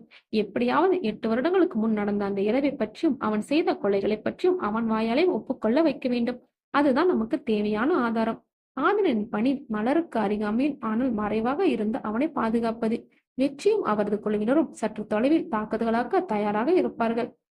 மாலை மயங்க தொடங்கியது. அவர்கள் கிளம்பிய வேண்டிய நேரம் வந்தது. அந்த பாதுகாப்பான வீட்டின் அறையில் ஆதவும் மலரும் ஒரு கணம் தனித்திருந்தன. பயமா இருக்கிறதா என்று கேட்டான் ஆதவ். மலர் அவனது கண்களை நேராக பார்த்தாள். அவளது பார்வையில் இப்போது பயத்தின் சாயல் இல்லை. ஒரு விதமான வைராக்கியம் மட்டுமே சுடர்விட்டது. பயமா இல்லாத 8 வருடங்களா இருந்த பயம் இப்போது இல்ல. இப்போது இருப்பது என் குடும்பத்திற்கு நீதி கிடைக்க வேண்டும் என்ற ஒரே ஒரு வெறி. இது எனக்கான போராட்டம். மாதவ் அவளது கைகளை எடுத்து தன் கைகளுக்குள் வைத்துக் கொண்டான். வார்த்தைகள் தேவைப்படாத தருணம் அது. அவர்களின் நம்பிக்கையும் காதலும் அந்த பிணைப்பில் வெளிப்பட்டது. இருள் கவிழ்ந்து கொண்டிருந்தது. கல்பாக்கத்தின் பழைய கலங்கரை விளக்கம் தன் வாழ்நாளில் எத்தனையோ கோயில்களை பார்த்திருக்கும். ஆனால் இன்றிரவு அது கொடூரமான நாடகத்தின் இறுதி காட்சிக்கு மேடையாக தயாராகி கொண்டிருந்தது. சூரியன் கடலுக்குள் தன்னை முழுமையாக அர்ப்பணித்திருந்தான். அந்த பழைய கலங்கரை விளக்கம் நில ஒளியில் ஒரு பெரிய கருப்பு நிழலாக நின்று கொண்டிருந்தது. கீழே பாறைகளில் அலைகள் மோதி சிதறும் ஓசை வரப்போகும் புயலின் முன்னறிவிப்பாக ஒலித்தது. மலர் அங்கே தனியாக நின்றிருந்தாள். அவள் இதயம் வேகமாக அடித்தாலும் அவள் முகத்தில் பயத்தின் சாயல் இல்லை. ஒரு விதமான வைராக்கியம் மட்டுமே குடிக்கொண்டிருந்தது. மறைவில் ஆதவும் வெற்றியும் தங்கள் சுவாசத்தை அடக்கிக் கொண்டு காத்திருந்தன. சற்று நேரத்தில் ஒரு மகிழ்ந்து வந்து நின்றது. அதிலிருந்து ஜேசனும் அலெக்ஸும் இறங்கின. ஜேசன் தான் வென்றுவிட்ட கர்வத்துடன் மலரை நோக்கி நடந்தான். தனியாக வருவாய் என்று நான் எதிர்பார்க்கவில்லை எழினார். புத்திசாலித்தான முடிவு என்றான். மலர் திட்டமிட்டபடி தன் நடிப்பை தொடங்கினாள். எனக்கு பணம் வேண்டும். ஜேசன், என் உயிருக்கு நீ உத்தரவாதம் கொடுக்க வேண்டும். ஜேசன் கேலியாக சிரித்தபடி சில பத்திரங்களை நீட்டினான். முதலில் இதில் கையெழுத்து போடும், பிறகு மற்றதை பேசலாம். நான் எப்படி உன்னை நம்புவது என்றாள் மலர். அவளது குரல் இப்போது குற்றஞ்சாட்டும் தோணியில் ஒலித்தது. என் மொத்த குடும்பத்தையும் அழித்தவன் நீ. அந்த நேரடியான தாக்குதல் ஜேசனை ஆச்சரியப்படுத்தியது. பின்னர் அவனது அகங்காரம் தலையெடுத்தது. நான் அவர்களை அழிக்கவில்லை. உன் அப்பாவின் பேராசைதான் அவர்களை அழித்தது. சொத்தை எனக்கு தராமல் உனக்கு திருட்டுத்தனமா கொடுக்க பார்த்தார். அதற்கான தண்டனை அனுபவித்தார். அவ்வளவுதான். தண்டனையா? மலரின் குரல் இப்போது கோபத்தில் உயர்ந்தது. என் 15 வயது தம்பியையும் அம்மாவையும் கொடூரமா கொன்றது தண்டனையா? வீட்டை கொளுத்தி எங்களை அனாதையாக்குனது தண்டனையா? ஆமாம் என்று கத்தினான் ஜேசன். அவனது முகமூடி கிழிய தொடங்கியது. எனக்கு கிடைக்க வேண்டியது வேறு யாருக்கும் கிடைக்க கூடாது. அந்த ரிச்சர்ட் மட்டும் ஒழுங்கா சொத்தை என் பேர்ல எழுதியிருந்தா எல்லாரும் உயிரோட இருந்திருப்பாங்க. நீயும் ஒரு கொலைகாரியா ஊரை விட்டு ஓடி இருக்க வேண்டிய அவசியமும் வந்திருக்காது. அவன் கொடூரமாக சிரித்தான். அந்த சிரிப்பொலி வெற்றியின் ஒளிப்பது கருவில் தெளிவாக பதிவானது. அதுவே அவனது அழிவின் சாசனம். சரி, பேசுனது போதும், கையெழுத்து போடு என்று அவன் மலரின் கையை முரட்டுத்தனமாக பற்றினான். மாட்டேன் என்று தீர்க்கமாக சொன்னபடி மலர் தன் கையை உதறினாள். அந்த நொடியில் அவனது குரூரம் முழுமையாக வெளிப்பட்டது. இன்னொரு முறை கேட்டா மரியாதையே இருக்காது என்று கத்தியபடி அவன் தன் கையை ஓங்கி அவளை அறைய முற்பட்டான். அந்த கணம் மலர் தன் ஆடையில் மறைந்திருந்த அபாய அழைப்பினை அழுத்த மறைவிலிருந்து புயலென பயந்து வந்தான் ஆதவ். அவளை தொடாதடா. ஆதவனின் குரலை கேட்டதும் ஜேசன் திகைத்தான். அலெக்ஸ் ஆதவனை நோக்கி பாயம். இருவருக்கும் இடையே சண்டை மூண்டது. அதே நேரத்தில் கலங்கரை விளக்கத்தின் நிழல்களிலிருந்து வெற்றியும் அவரது ஆட்களும் வெளியே வந்தன. விளையாட்டு முடிந்தது ஜேசன் என்றான் வெற்றி. அவர்கள் குழப்பப்பட்டதை உணர்ந்த ஜேசன் தப்பிக்கும் வழியை தேடினான். ஆனால் சற்று தொலைவில் காவல்துறையின் ஊர்தி சைரன் ஒளியுடன் வருவதை கேட்டதும் அவன் அதிர்ச்சியில் உறைந்து நின்றான். தான் எவ்வளவு கச்சிதமாக ஒரு பொருள் சிக்க வைக்கப்பட்டிருக்கும் என்பதை அவன் உணர்ந்தான். அவன் கடைசியாக மலரை பார்த்தான். அவள் கன்னத்தில் வழிந்த கண்ணீருடன் ஆன நிமிர்ந்த தலையுடன் வெற்றி புன்னையுடன் நின்று கொண்டிருந்தாள். 8 வருடங்களாக அவள் சுமந்த வலியும் பயமும் துயரமும் அந்த ஒரு பார்வையில் இருந்து சாம்பலாகின. அவளது கடந்த காலத்தின் பேய் சட்டத்தின் முன் மண்டியிட்டது. ஆதவனின் பொருள் அந்த இரவின் அமைதியை கிழித்தது. அவன் மறைவிலிருந்து பாய்ந்து வருவதைக் கண்ட ஜேசனும் அலெக்சனும் ஒரு கணம் திகைத்தனர். அந்த திகைப்பை பயன்படுத்திக் கொண்டு அலெக்ஸை நோக்கி பாய்ந்தான் ஆதர். அவனுக்கு சண்டை பயிற்சி எதுவும் கிடையாது. ஆனால் தன் அன்புக்குரியவர்களை காக்க வேண்டும் என்ற எண்ணம் அவனுக்குள் ஒரு மிருக பலத்தை கொடுத்திருந்தது. ஆதனையும் அலெக்ஸையும் மோதிவிட்டு ஜேசன் தப்பிக்க முயன்றான். அவன் மலரை நோக்கி பாய்ந்தான். அவனை பணைய கைதியாக பிடித்தால் இங்கிருந்து தப்பிவிடலாம் என்பது அவனது திட்டம். ஆனால் அவளை நெருங்குவதற்குள் ஒரு நிழலைப் போல அவன் முன் வந்து நின்றான் வெட்டி. வலியவிடு என்று கத்தியபடி ஜேசன் தன் சட்டைக்குள் மறைத்து வைத்திருந்த சிறு கத்தியை உருவினான். ஆனால் அவன் கத்தியை ஓங்குவதற்குள் வெற்றியின் அனுபவம் வாய்ந்த கரங்கள் செயல்பட்டன. ஒரு தற்காப்பு கலையின் தேர்ந்த வீரனைப் போல் அவன் ஜேசன் கையை முறுக்கி அவன் கையிலிருந்து கத்தியை தட்டிவிட்டார். வலியால் அலறிய ஜேசனை அடுத்த நொடியில் தரையில் தள்ளி கட்டுக்குள் கொண்டு வந்தார். அதே நேரத்தில் ஆதவ் அலெக்சனுடன் கடுமையாக போராடி கொண்டிருந்தான். அலெக்சன் முரடன் என்றாலும் ஆதவின் தாக்கத்தில் இருந்து வெறி அவனை திணறி எடுத்தது. வெற்றியின் குழுவினர் ஓடி வந்து அலெக்ஸை பிடித்துக் கொண்டனர். சரியாக அந்த நேரத்தில் காவல்துறையின் ஊர்திகள் சைரன் முழங்க அங்கே வந்து சேர்ந்தன. சண்டை நின்றது. அந்த இடத்தின் பதற்றம் அடங்கி சட்டத்தின் அதிகாரம் வெளிநாட்டப்பட்டது. ஜேசனும் அலெக்சனும் அவர்களது கூட்டாளிகளும் கை விளங்கப்பட்டனர். ஆதவ் தன் உடலில் ஏற்பட்ட சிறு காயங்களின் வழியை உணர்ந்தான். ஆனால் அவன் அதை பொருட்படுத்தவில்லை. அவன் களங்கள் மலரையே தேடின. அவள் சற்று தொலைவில் பாறை ஒன்றின் மீது அமர்ந்திருந்தாள். அவள் அழுது கொண்டிருக்கவில்லை. அவளது கண்கள் கைவிலுடன் அழைத்து செல்லப்பட்ட ஜேசனை வெறித்து பார்த்து கொண்டிருந்தது. அந்த பார்வையில் 8 வருட காலத்தின் வலி, கோபம், துயரம் அனைத்தும் எரிந்து தணிவது தெரிந்தது. தன் வாழ்க்கையை நரகமாக்கிய மிருகம் இன்று கூண்டில் அடைக்கப்பட்டதை அவள் அமைதியாக பார்த்து கொண்டிருந்தாள். ஆதவ் அவள் அருகே சென்று அவள் தோள் மீது ஆதரவாக கை வைத்தான். அவள் திரும்பி அவனை பார்த்தாள். அவளது கண்களில் இப்போது நிம்மதியும் நன்றியும் நிறைந்திருந்தது. வெற்றி அவர்களிடம் வந்தார். எல்லாம் முடிந்தது என்றவர் காவல்துறை ஆய்வாளரிடம் ஒளிப்பதிவு கருவியை ஒப்படைத்தார். உங்களுக்கு தேவையான எல்லா ஆதாரமும் இதில் இருக்கிறது இன்ஸ்பெக்டர். காவல்துறையினர் இப்போது மலரை ஒரு குற்றவாளியாக பார்க்கவில்லை, ஒரு பயங்கரமான சதியிலிருந்து தப்பி பிழைத்த முக்கிய சாட்சியாக மரியாதையுடன் நடத்தினார். ஜேசனை காவல்துறை உரையில் ஏற்றும் போது அவன் கடைசியாக ஒரு முறை மலரை பார்த்தான். அவன் பார்வையில் தான் தோற்றிவிட்ட ஆத்திரம் எரிமலை குழம்பாய் வேதித்தது. ஆனால் இம்முறை மலர் அந்த பார்வையை கண்டு பயந்து தலை குனியவில்லை. அவள் நிமிர்ந்து அவன் கண்களை நேராக சந்தித்தாள். அந்த பார்வையின் திறத்தை கண்ட ஜேசன் தான் தன் பார்வையை திருப்பிக் கொண்டான். அவள் இனி அவனை ஒன்றும் செய்ய முடியாது. காவல்துறை உதவிகள் அங்கிருந்து கிளம்பி அவற்றின் சிவப்பு நிற சுழல் விளக்குகள் இருளில் கரைந்து மறைந்தன. அந்த கலங்கரை விளக்கத்தின் அடியில் ஆதவும் மலரும் நின்றிருந்தனர். இப்போது அலைகளின் ஓசை அவர்களுக்கு அமைதியின் இசையாக ஒலித்தது. இரவு விடிந்த போது கல்பாக்கத்தின் ஒரு புதிய அத்தியாயம் தொடங்கியது. ஆதவனின் வீட்டில் அந்த காலை பொழுது மிகவும் அமைதியாக இருந்தது. அஞ்சலி நீண்ட நாட்களுக்கு பிறகு மலரின் மடியில் அமர்ந்து கொண்டு தன் சித்திர புத்தகத்தை காட்டிக் கொண்டிருந்தாள்.